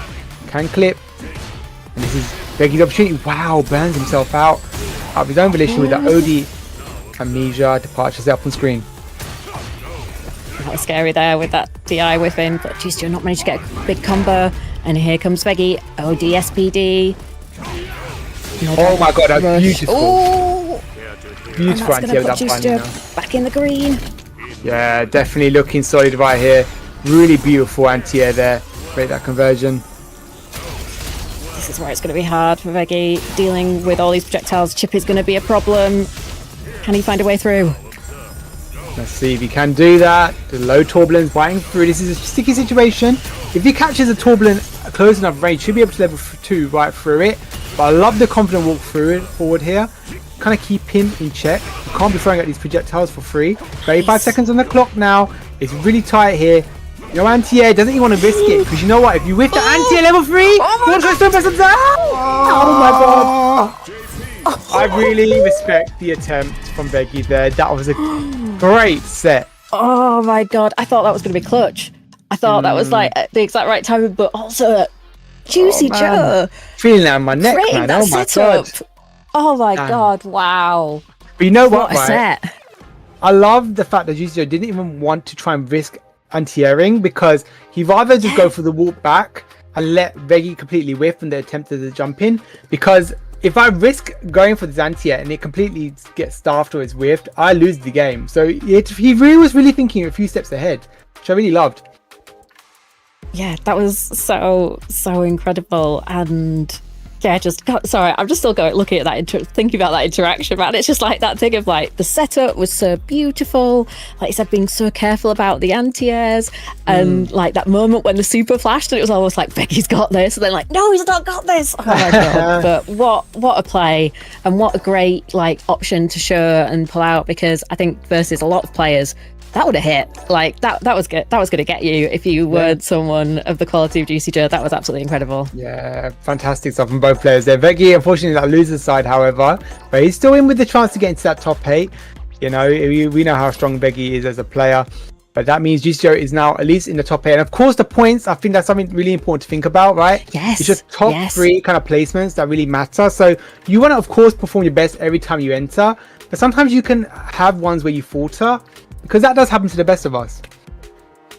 Yeah, but also the guys up, I think we didn't show it earlier today. Give me a sec. I actually showed a point system, because the point system changed from last year. You know? Oh yeah, it's looking quite different. Thank you very much, viewers. Of course, there you can see the point system. Of course, it is a single qualifier region this time. It's not a super region, so of course, top 3 points or top 3 placements that you have will count towards your qualification for that top 8 regional final. First place 50 points, second 40, third 35. So you know, of course, the better you do, the better point, the more amount of points you're going to get, right? And even 49 points, you get in a point at least, something. Might be a crumb, but it's worth it, right? Yeah, it's a foundation to build on. That's right. That's right. Like, I think at least thinking about like 13th, you know, just outside top 8, you're getting 10 points, and yeah, that's not what you necessarily want in your top 3. But it's not the worst thing in the world to start off your campaign with that, given that you kind of go, right, okay, I'm going to build on that. And, you know, when the regions are as stacked as they are in Europe, we've got such depth of talent. It's not beyond the realms that some of your rivals are going to have some 13s later on in the season. So it's not an everything is lost. It's we've got a lot of super competitive players in this region. So anything could happen. And, you know, obviously first gives you a lot of points banked, which can really help with that campaign later on. But Of course. anything when you're from 4th downwards, that's when it definitely gets scary. And right. every point's going to matter. Thank you very much, Support Strike, for the timeout. Next time, when you see something like this, don't timeout, just straight up ban. I don't want something like this in my channel. That's absolutely fair. Right, we're going to move on to Malmas, of course, on the Blanca. Coming from Lithuania, if I'm not mistaken, I believe that flag is. I'm quite good at my geography normally. Oh, I'm not too bad, not too shabby, eh? Yeah, and of course you've got Wonder Boy, one of my favourite Jamie players. One that I was kind of very renowned for getting his kind of drinks in. Yes. Really solid at getting drinks and kind of implementing the skill set that you get advanced on, right? Of course, the drinks not only give you damage, but it also give you the kind of new movesets, basically, shall we say, right? Because that's what it does. The dive kick, the Bakai, the command grab that, you know, Bolt is so good at getting at, for example. And of course, they extended the palm, the double palm on the 4th drink. And then he lets his hair down.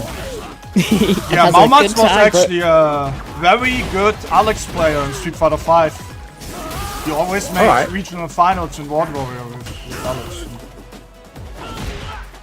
Yeah, so we might see that mid-season character switch with Alex coming back, but right now the Blanca has been working really nicely. The Malmad's got 1 round on the board and hit. Ooh, I think we'll go for a cheeky reset there to try and bait something out, but Wonder Boy manages to get the damage and find that drink. Of course, one clip that should be looking dire right here. Not quite the round. There's a little chunk of health. I like the top forward. Careful though. Might we get the Gasaiho? Not quite. The drink is through. Gonna go for the palm. Oh wait, that's a beautiful touch right there. You don't even need to spend because of that. A very risky aerial ball approach there for Malmas. But unfortunately for him, the round goes to Wonder Boy. God damn, again, comebacks. They're happening everywhere. And as they should, we love to see him. We do, and that's a great reversal there for Wonder Boy. And finding the crouch medium kick and getting another drink on the board. We're at level 2 already. Absolutely. Oh my. Keep him out of the skies. The skies are mine. Level 3 here. Good parry. We'd like to see the arrow kick as an anti-air. Jumps back. They wanted to kind of regain the spacing between them. Beautiful check on that blank ball. That was gorgeous. And again on the drive rush, using that freeze after the 4th drink to be able to get that time, to be able to see it and react. Absolutely amazing from Wonder Boy. Absolutely. You can actually go for chip here with level 3. I think he will. There you go. Double palm. Yep, the guaranteed chip with the Getsu Gasaiho, and Wonder Boy taking that first game. Very back and forth game. Yeah, it was at first. It felt like Malmas had all that momentum and was really taking charge of that game, but it feels like Wonder Boy's got some data now and has made an adjustment. So I think we're going to be seeing Malmas making that counter adjustment very soon to make this another close set. Absolutely. So that Wild Claw gets clipped in the dome. Electric Thunder comes right on through. And the Wreckers into the drink. Level 3 is now on cue. 20 seconds into the match. 3 drinks, 105% damage. Of course, Jamie can reach that 110%. And then he can cause some serious damage on his opponent. Yeah, all those little percentages that go up do add up, because all damage is good damage in this game. But now Malmas having that life lead, and that drive gauge lead has been deleted somewhat by Wonder Boy right there, trying to bait something out. Indeed. Nice love from Malmas. There you go, the up banker ball. Lovely stuff. And these little conversions of damages matter so much, right? Really, really important. Yeah, like you like combos. Sometimes you might be like, oh, that's not much damage from light into special, but those knockdowns give you so much opportunity to really set up your offense and enforce your game plan on your opponent. Absolutely, the wild lift once again. The Blanca ball is in burnout now. Wonder Boy might be looking to get stunned, and this could be, well, the round actually. We get Lightning Beast. No, he's gonna go for a reset. Lightning Beast now is in the install. What you got, baby? The reversal clips him. Yeah, you can't be doing that. There you go. Nice, lovely setup from Mama. Some great patience there to be like, I think Wonder Boy is going to try something to say get off me, and when he does, I am going to punish it. And 1-1 again. And it's going the distance, and we love to see it. Region getting ever so close, in talent, and in skill level. Drink through. Dive kick is now unlocked. Beautiful check again. Ever so ready, so you can't be throwing out these blanket balls, you know, as you please. You got to be able to kind of bait your opponent, maybe go for the light ones. Bit of reaction, arrow D, arrow kick, comes out there, gets clipped, the DI, burn, Wonder Boy out, and that is going to be the round for Momus there. Looking absolutely solid. Yeah, fantastic adjustment, and again, that adjustment, the momentums with Malmus going into what could be a final round. Yeah, indeed. Let's see how this goes. Gets clipped with the up blanker ball. Great reversal choice. Wild Claw trying to reach. Again, the check. But it's just not enough right now. It's just not enough. You kind of need a bit more on it. Yeah, it maybe feels like there's maybe a bit too much mental energy on checking the blanker balls. Just because that must be taking like a lot of your kind of like thought space of reactions of being ready for them, which is really Absolutely. impressive. But Malmus is managing to throw out some other options and get some great results with them. Indeed, that should be the round. There you go.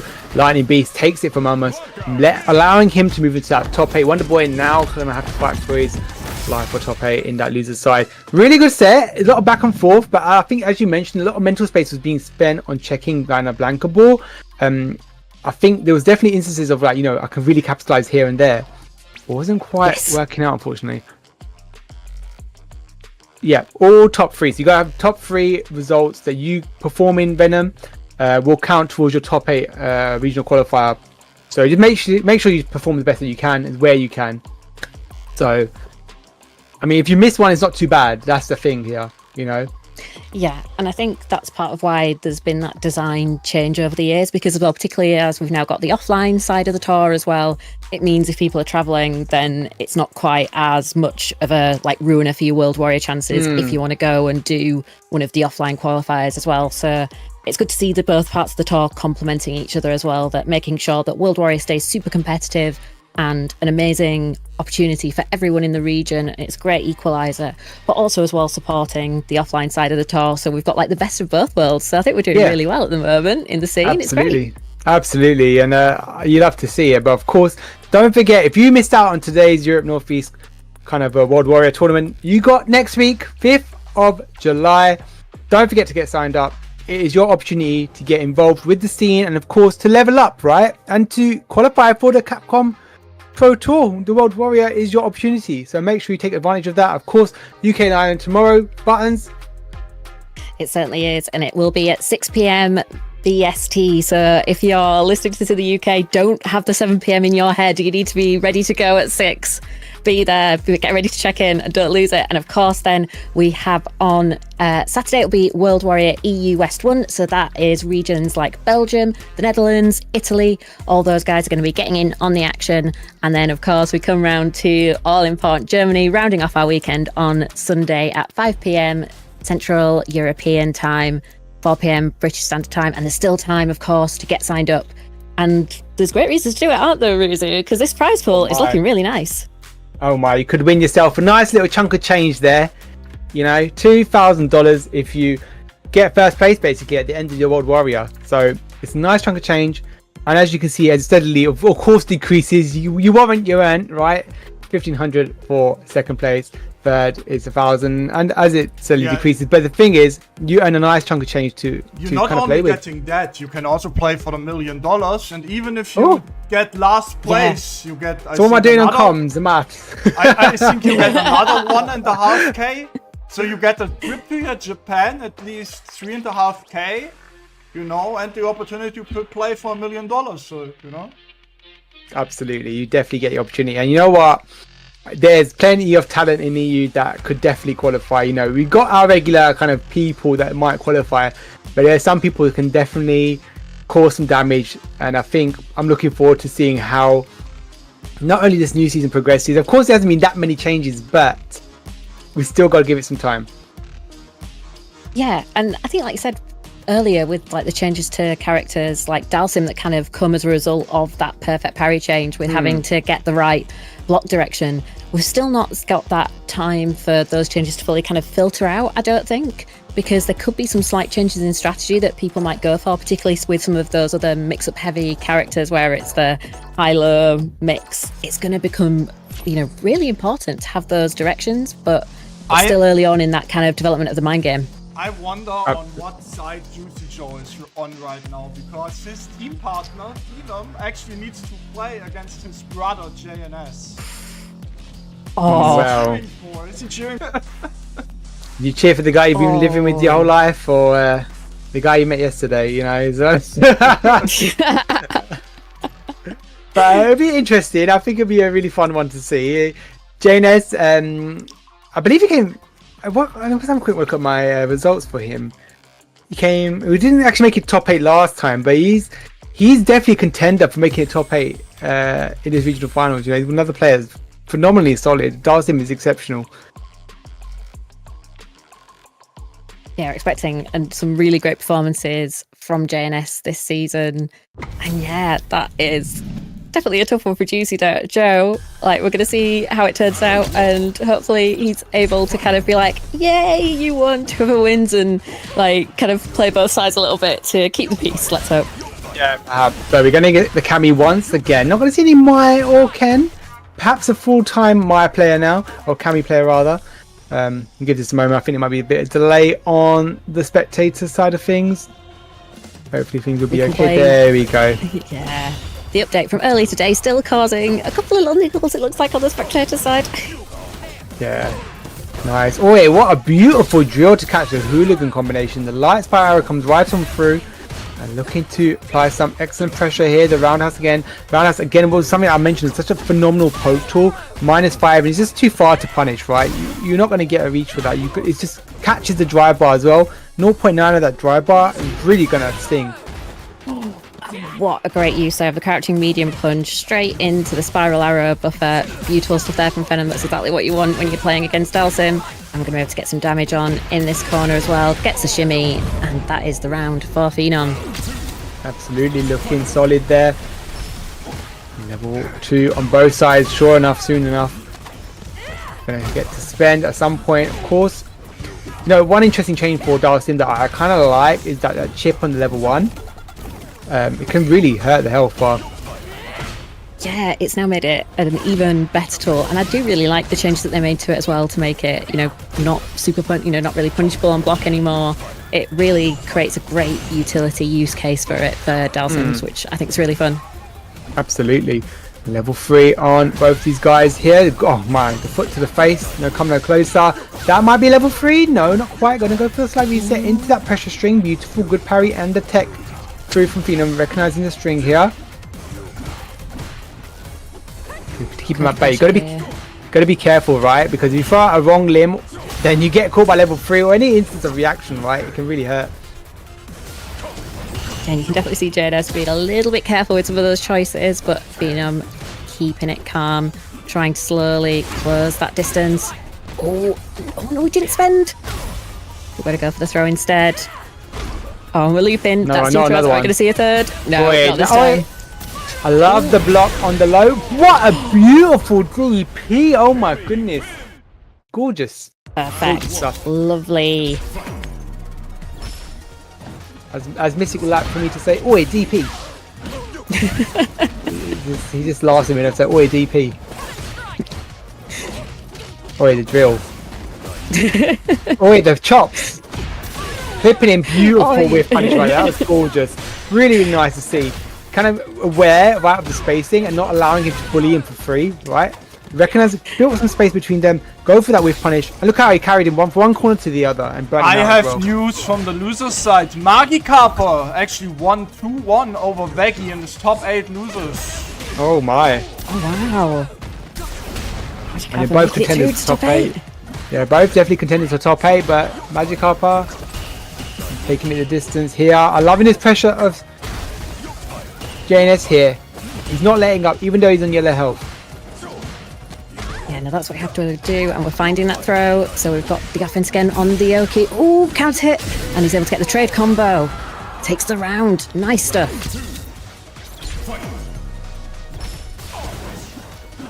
Alright, Yoga Comet coming through. Oi, careful now. Oi, the juggle!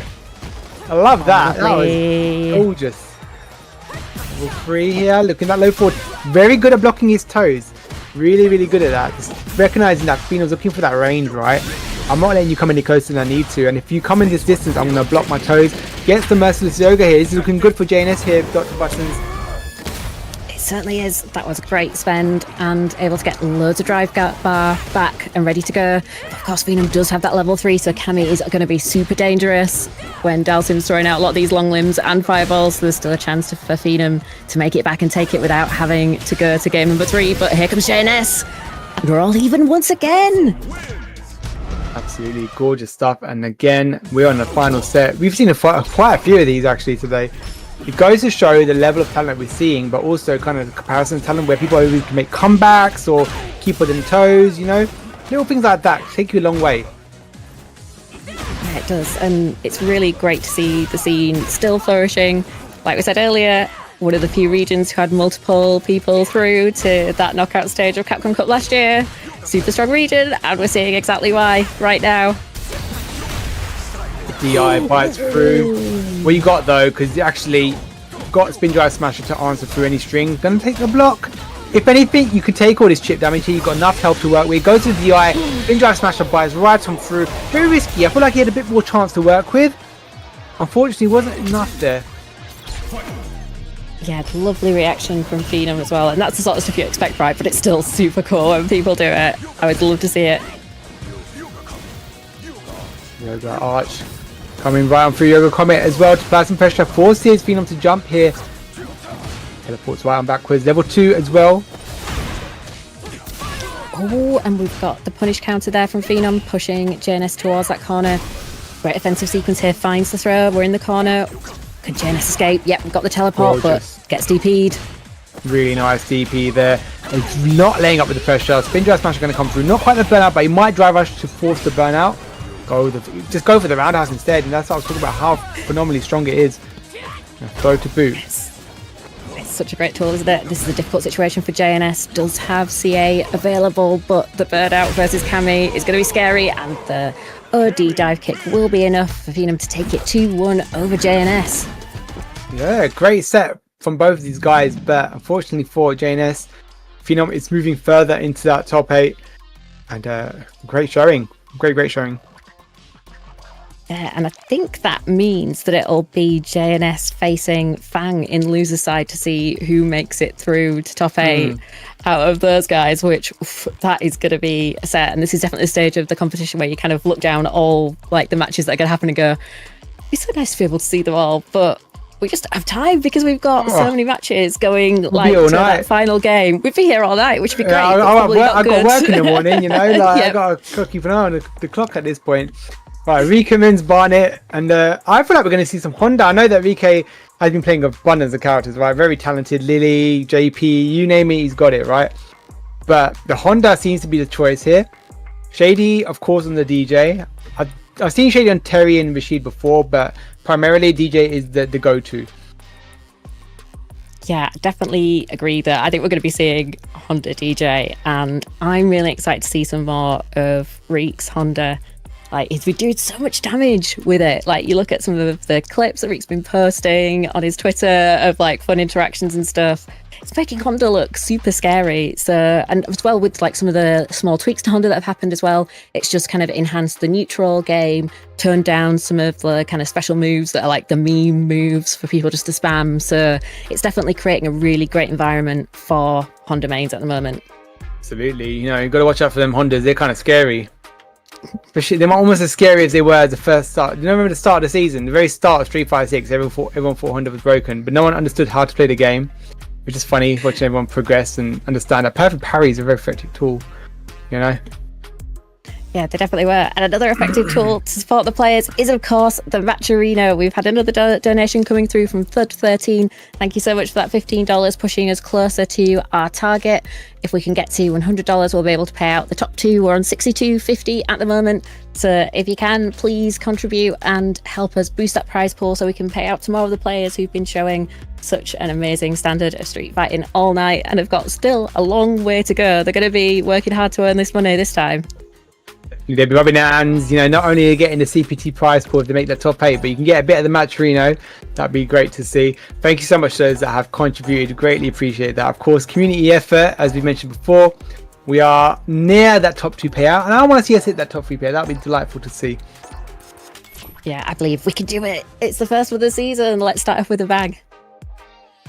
For sure.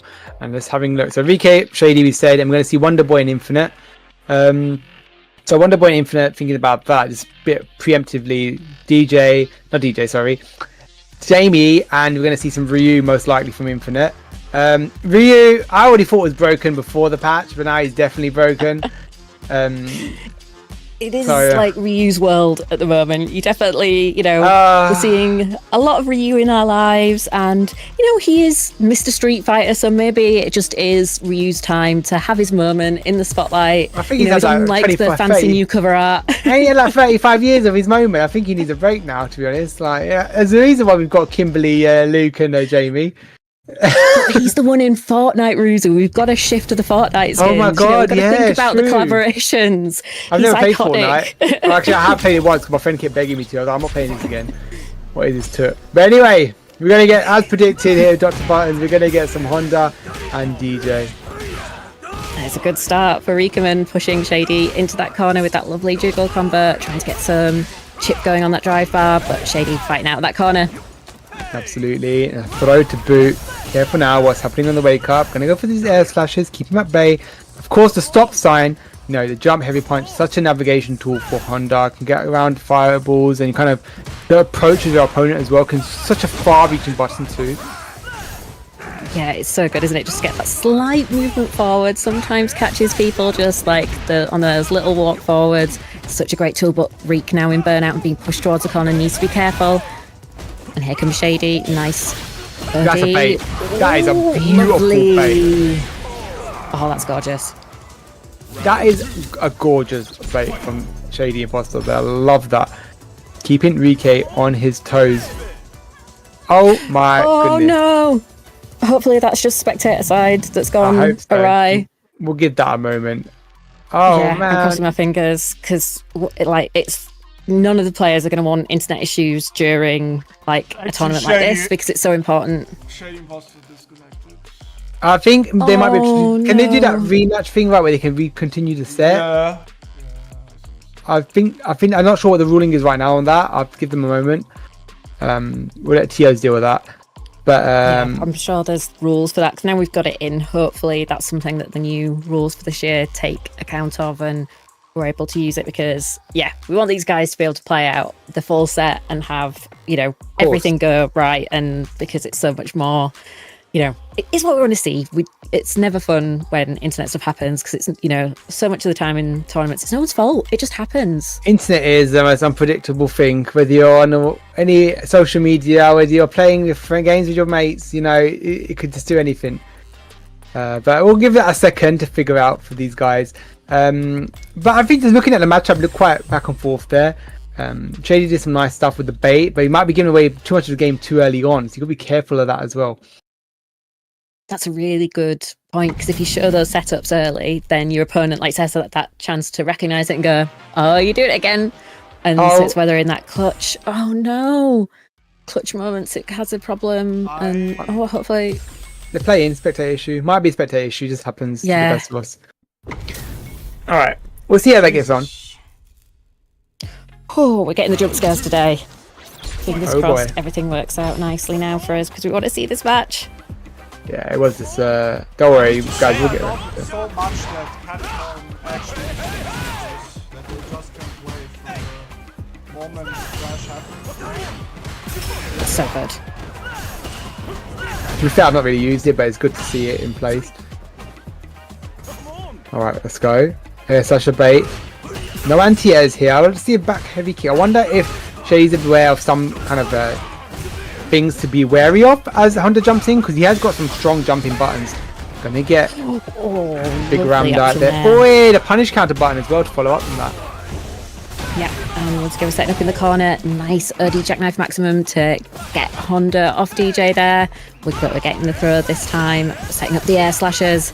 But Reek does have the life lead, but nice slide there into the maximum, and we're in the corner once again. Absolutely. In burnout, only got level 1 to show. With the show of force possibly. Maybe the head round might come through, but that is something that can bite through the projectiles as well. So if he gets the, yeah, there you go. But he's got to take the throw. Another one. DJ's throw looks so good. He's putting in another one here. He goes a knee up. I take the throw. Oh my god. Careful now. We've got drive back for Reekman. Drive back for Shady. This is one touch to kill for both players. Who's going to find it? Oh my god, the tech. 80 seconds of double KO, but Shady, unfortunately, because he took the first round, he actually gets the game. And Yeah. oh my. Wow. Wow, what a way for that round to close out. That was so close. And it kind of feels right that it did end up like that because it was so close, but it's always tough to go down one game when it is double KO because you're just like, we both did so well. Jackknife there. The waning moon comes right on through, gets parried. Depleting that dry bar right now is Rike. Wishing a prayer, throws into the corner. I love that beautiful bait, yes. And so now we've got the opportunity to loop the Oki. We've not really seen the Oicho throw too much today so far, but we're not seeing it again because we're going for buttons and not going to... Oh no, it dropped! And actually he's in the corner now. Might go for DI. No, show of force here. Oh. Got level 1. Catches him trying to go for the butt slam. Oh, beautiful check on the approach. I feel like he actually could have gone for a DI attempt a little bit sooner, but... Yes, yeah, I think he's so right, but... It's a quick decision making. When you're in the heat of the moment, it's not so easy. Yeah, maybe Shady was thinking about as well that he had to be careful which normal maybe that was DI'd because of the potential for chip. Yeah, indeed. And take him to the corner here, give him good hands. ODS Slash to make the approach and a back throw. Level 3 now for Shady. Gets right around that butt slam. Gonna get the Marvelous Festival here. Give him some rhythm. And a kick to the gut as well. Level 2 here. Whiffs right over him and gets a beautiful whiff punish. Calls the sun forth. And he actually gets the enhancement now. Yep, good spot for Eek and finds that drive rush in. Going to be able to maybe just about build some level 3 with the hands we do. And so we're going to be able to spend that. And that should just about take us to 1 apiece once again. Yeah, final bout comes through. That's game apiece. You know what? This is such back and forth play. Certain little instances where that kind of whiffed right over his head and Rike's got instant whiff punish, ready for that failed interaction and capitalize. So that's a really great showing there from Rike to understand that, okay, I've got an opportunity here, I'll capitalize as soon as I can. Yeah, 100% right. But it definitely feels like the drive damage that Shady's been doing has been so good as well. We can already see that Reek's drive bar has been depleted. And just great use of that to be able to really suppress Reek's options. And once again, we're in that corner. Good situation here for Shady. Absolutely. Oi, watch your dome. Oh my goodness. Throw comes, Orochi throw comes through, and that's a big chunk of health. Be very wary of that. Doesn't call the sun forth just yet. Looking for an opportunity to apply some pressure. Both are just trading blocks, if anything. Not really allowing themselves to get tagged on. Yeah, and I think like life-wise, we're basically all tied up once again. It's so even, but Reek finds the hit. We're going to be able to get the stomp there, convert into the super. Lovely stuff. Not dead quite yet. Oh my, not ready. Level 1, of course, would not have bit through. He's not invincible. But level 2 would have been a good choice. He just wants to conserve it for the next round. I can see how that might be the case. It's really smart. Nice backdash there for Reek. Good sweep, and Shady finds the big punish counter throw, and we're potentially in the blender here from DJ. Yeah, and you're going to look to force a beautiful step. That was a really nice step back to bait the throw. Actually gorgeous. There's burnout pressure now. Chip is going to be a big issue, but now Shady in burnout. Can Reek hold on? I love that choice. Nope. You know what? I'm not risking anything right now. Just take the greatest soba, take the level 1 chip, and I'm going to secure. News from the loser side. Peng eliminated JNS 2-1 is now top 8 losers. Very nice stuff from Fang there, beating out JNS. Yeah, the thing is, both of those guys could have easily qualified for top 8. But in the meantime, let's see who's going to qualify for top 8 on this winner side in this top 16. Both are very close here to taking it. Yeah. Down to the wire once again. Shady Imposter doing a great job of forcing Riekeman's Barnet back into that corner, but we've got the back throw now, and it's now Honda's time to party. Or not so much, because DJ is great at getting out of these situations. Nice stuff. Big punish counter here for Riekeman's Barnet. Gets the pickup. We're going to have level 3. Final bout comes right on through, and actually is some great stuff right here. Taking that set here. Dr. Barton's really good showing for both players, but VK coming out with that Honda on top. Yeah, fantastic set. Like, both players played so well. It was so even. So much of that match, like, that must have been so draining, because both of them had to be so, like, on it all the time, and it was just the small differences that kind of made, like, the decision basically on who won and who lost. But you know, Shady Imposter, of course, not out yet, has the chance to still qualify for that top 8, just needs to get through V and Bob to be able to do it. So we'll see whether they're able to make it through into top 8 or not. And I think while we had that match, we had a few subs come through, some gift subs from Seth Mitchell. So thanks so much for dropping those on the channel. And of course, we've got the raid coming through as well from Zerna. So hello to everyone who's come through from the raid. You're watching Saltmine League in its World Warrior. So we're on the Capcom Pro Tour today.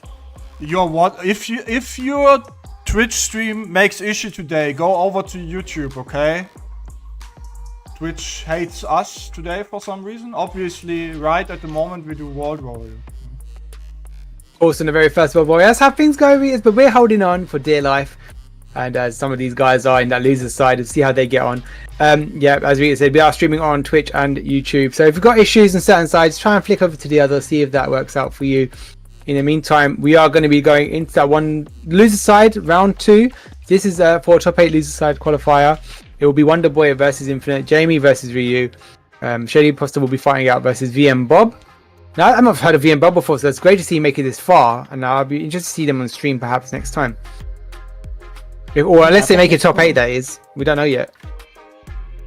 Yeah, I'm having a little look at VM Bob's profile at the moment. Apparently from Brasov in Romania. And they've got a Twitch channel, so they've definitely been like making some moves in like the scene, if nothing else. So I'll have to do some extra like digging into that offline. That's the thing, is it's always like, ooh, who are these new exciting players that we need to look at and make sure we're doing our due diligence to give them the credit they deserve.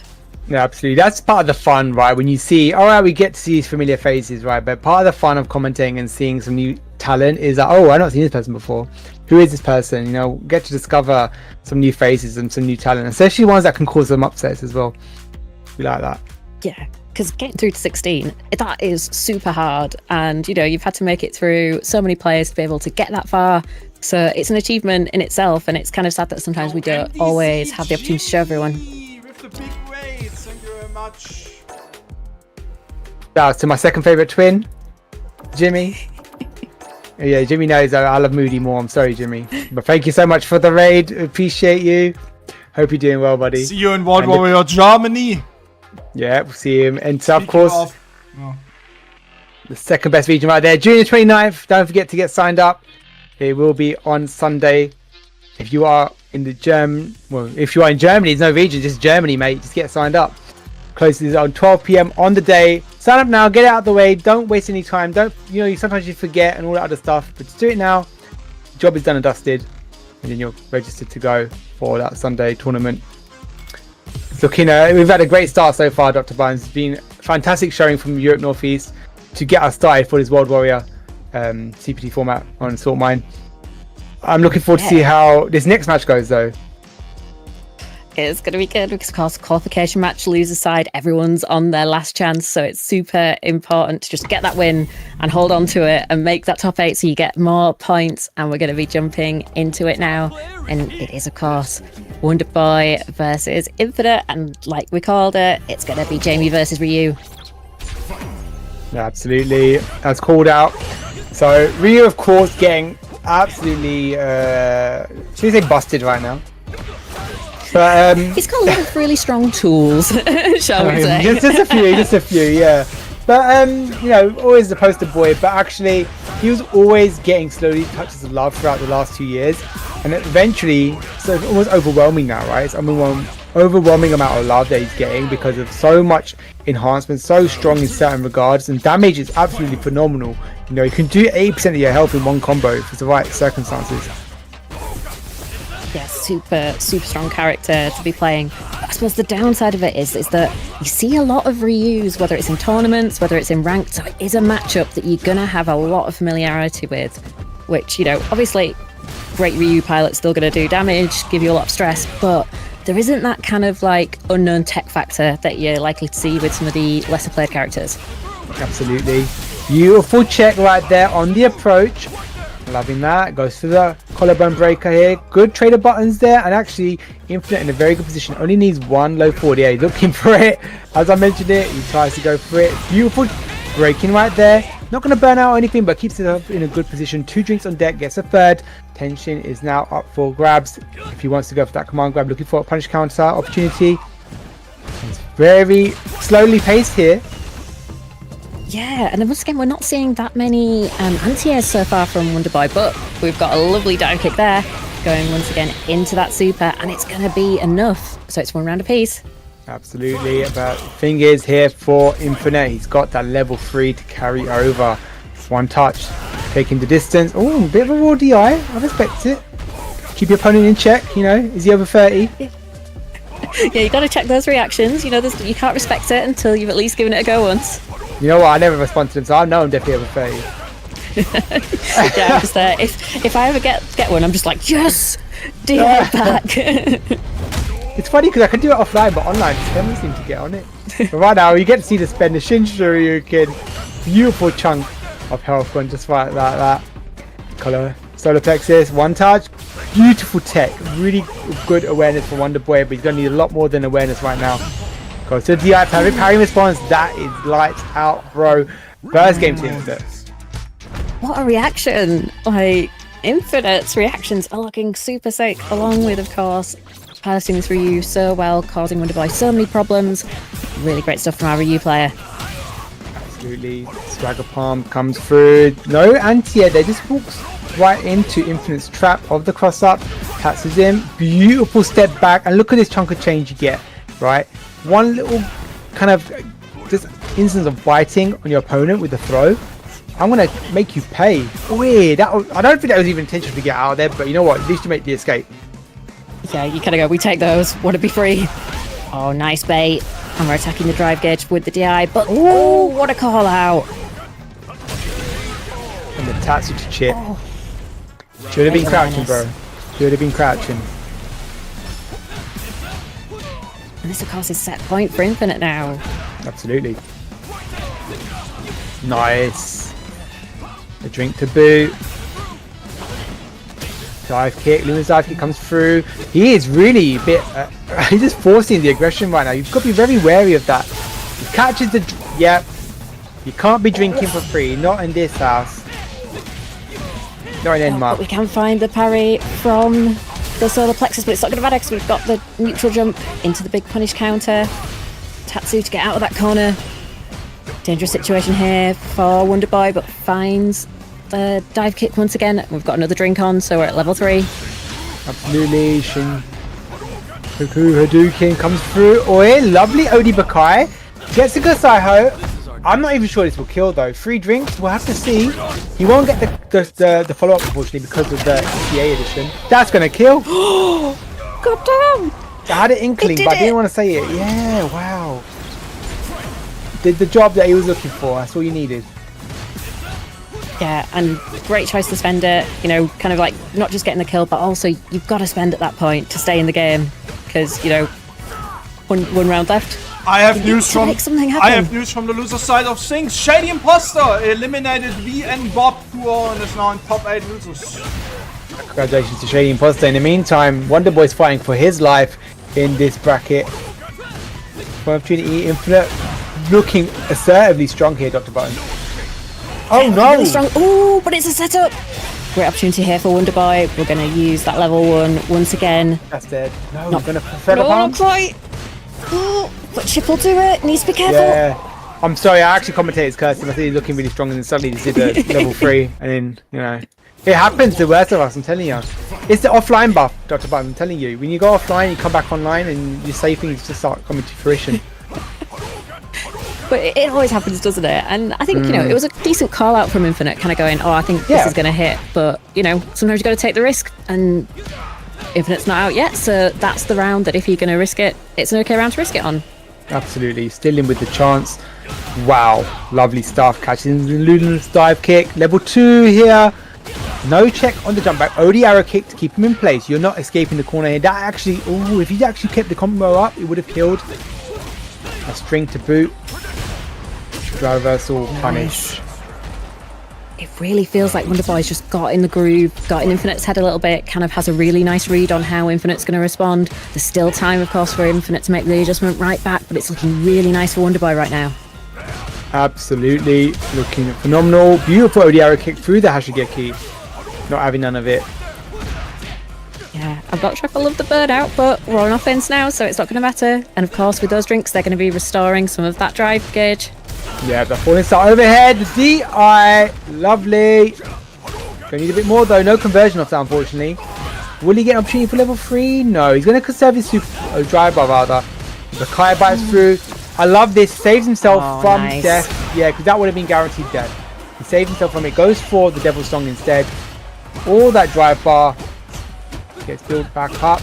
Gonna apply some pressure here. The dive kick comes through.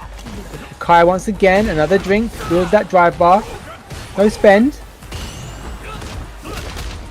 It's a tricky choice to make. It really is, isn't it? There's some great pressure, and we found it.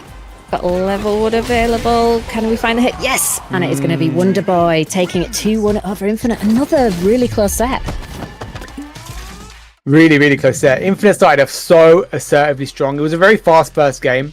And then suddenly Wonder Boy just kind of kept in check, realized some gaps, and kept checking through them. Wasn't allowing, you know, Infinite to get away with that pressure for free. Yeah, certainly not. Just, wow, the adjustment.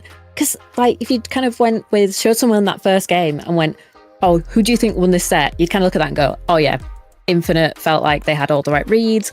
Everything was going all the right way. You kind of go, probably looks like a really big hill for Wonder Boy to climb. So the fact that he was managed to kind of take that and go, nope, we're going to shift that momentum entirely. Really fantastic stuff. But what another great result as well, of course, for Infinite. Just outside that top 8. 13th place, getting a nice chunk of points to be able to start out that World Warrior season.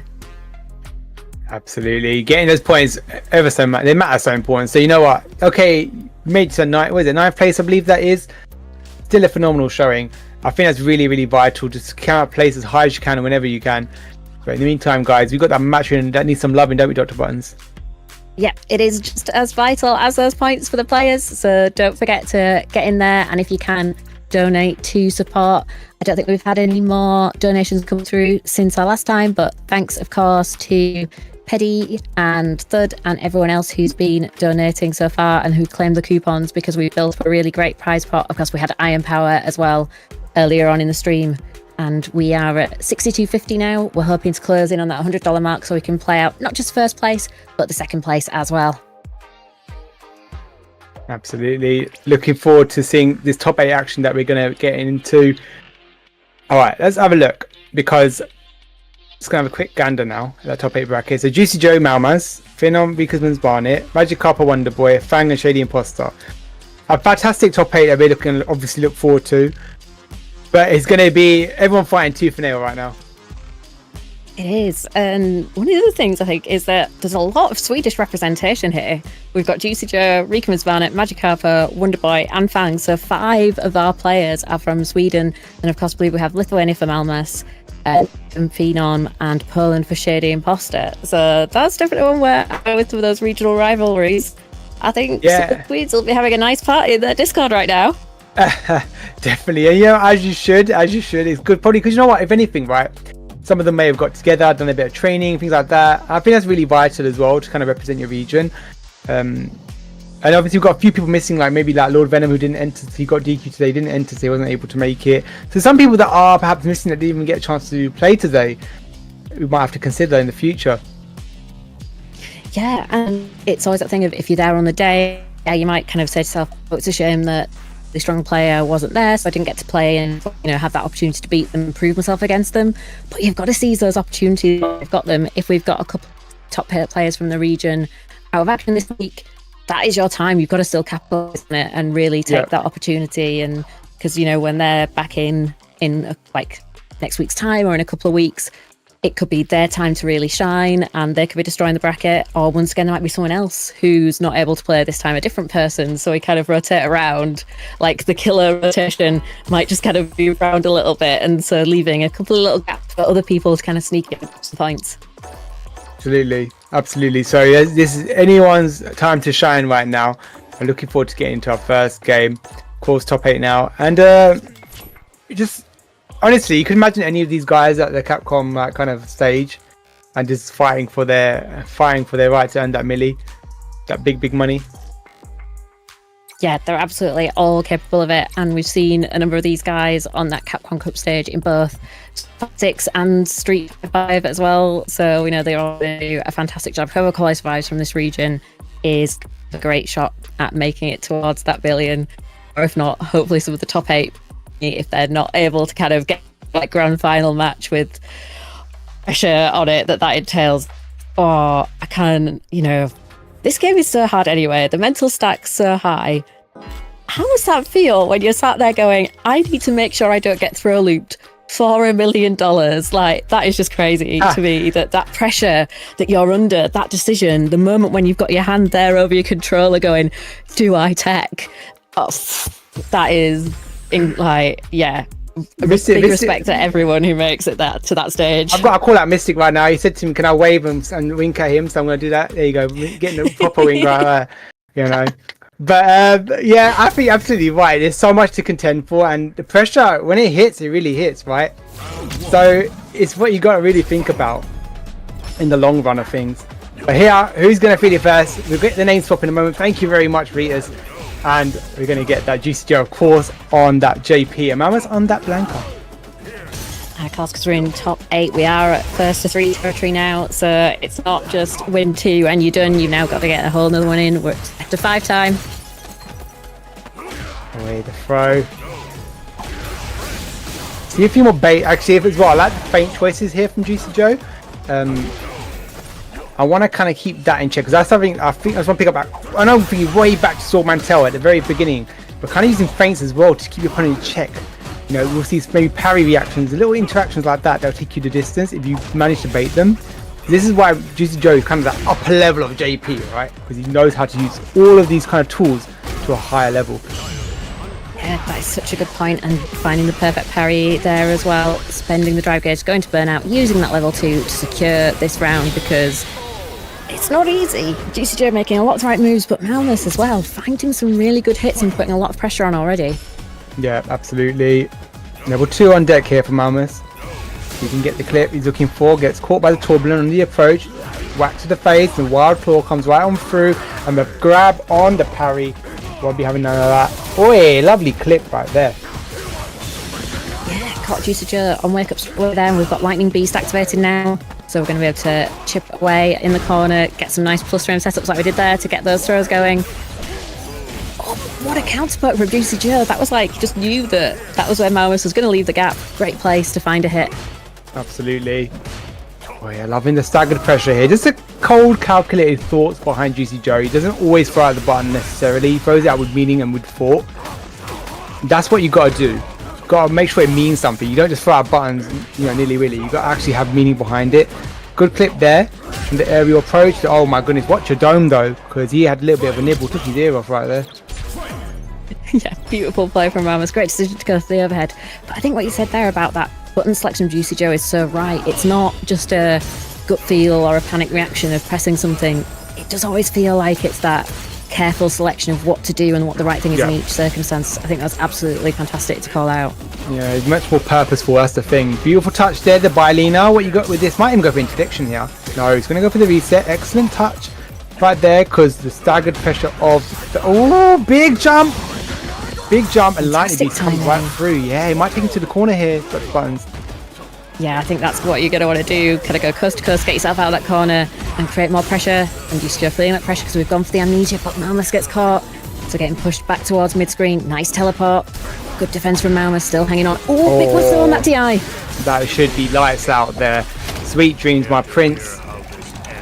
Give a bit of a beat in here. Interdiction coming right on through, and that is the first game for Juicy Joe. And again, you know, purposeful buttons leading into sequence of big chunk of damage.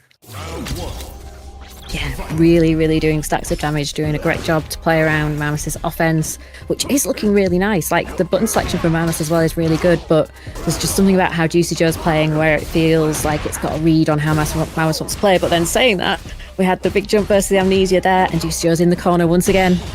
Absolutely. Parries right on through, the departure is set up on the screen, and it's such an added pressure, right? Having a projectile that's ready to pop behind you, you're either forced to make the approach, either stay at full screen and parry, or find a way to navigate around, right? The buttons that JP can throw at you. Yeah, and can really like put that pressure on you in so many different situations. Whether it's because you're in the corner, your departures still work there, whether you're at full screen, it makes you move, but Malmus has to get that corner. God. That was such a gorgeous DI to that Wild Claw. Such a massive recovery button or command normal that he was ready to DI that in response. Gorgeous. What a big whiff punish there as well to start us off in this round. Already doing quite a big chunk of damage to Malmus, but we've got the up ball there to say, nope, we're not going to take any more of that right now. Alright, but that should be, yeah, lights out once again. What a way to end it with interdiction. But, oh, that's first two actually. First to three, mind you, excuse me. I forgot all about first to three. No, listen, yeah, it's been a hot minute. Hold on. First to three. So we're not going to make the mindset switch. Honestly, yeah, exactly. But you know what? It's a good start for Juicy Joe. But you know what? We've seen it in abundance of times, right? Where 3-0s, three reverse sweeps just happen, basically. You know? They do. They really can, but I don't think you'd want to bet against Juicy Joe right now if you were kind of offered the odds. But Malmus there finding another great OD up ball to be able to get some damage. Nice neutral jump. Big opportunity here for our Blanca player, pushing Juicy Joe towards that corner is Malmus. Finding the plus frames, gets the Amnesia out there. Oh, still gets picked up by it though. Yeah, I wonder what he was looking for there. I think he perhaps was even looking for an aerial throw or something because he got caught in the air. Juggle came through. Torben's biting through. Excellent anti-air to keep him at bay. Departures right now, yep. Clicking the fingers, trades right there. Fierce, he's not even afraid to anti-air. You saw how he was very careful against Veggy earlier, right? When he crouched Fierce as an anti-air. He's throwing it out very frugally here. He's not worried. He's not worried at all in the slightest about throwing them out. Saying that, he gets clipped. Yep, but the anti-airs have been so much on point. It's definitely to the point now where you kind of think, if you're Malmus, should you be jumping, you know, as much? Obviously with versus JP it's so hard and you've only got so many options to be able to get through those projectiles, but with Blanca's slide, maybe would that be a slightly better option off the drive rush in some cases? But we don't need to ask that question right now because Malmus has found level 2, has the side switch, and Lightning Beast is available. Oh no, big whiff though there! Absolutely, Lavushka comes right on through. We know how powerful this super is. I still consider it one of the best supers in the game. Straight after ESR. Wait, what a river run slide. Look at that. And he's not taking... Got a little bit of slither left. Oh, not enough. But careful. You are lacking the drive bar and the super bar to kind of save you. Good patience though. And that drive bar is back in business for Malmus. Quick whiff though on the throw. Big touch again. And Juicy Joe now on that set point. Malmus fighting for dear life. This is the winner's side, so Malmus has done excellent to make it this far. Want to keep it up. Yeah, big points are coming the way of both players in this match, but both of them are going to want to move forward further and cement themselves in this season. We've got another Lightning Beast activation here for Malmus. We're going to get lots of corner carry here. What setup we're going to go for? It's Blanca Chan time. Go my son, hold down the neutral, but Blanca's already gone. Absolutely. And big jumping right there. Nice little throw there. And we're going to keep going. Anti-air to boot. Level 3 here for Juicy Joe. Want to look for Lavushka opportunity possibly? Might even go for interdiction. No, just saving it. Oh. You knew it wouldn't kill, so you know what? Want to go for the kill opportunity? Beautiful clip. Oh no! No! Oh, Lavushka's going to come through. This is the opportunity now. Oh, and it hits. Oh my man, god, that feels so bad that's for a Magnus. heartbreaker. Oh, No. Oh my goodness.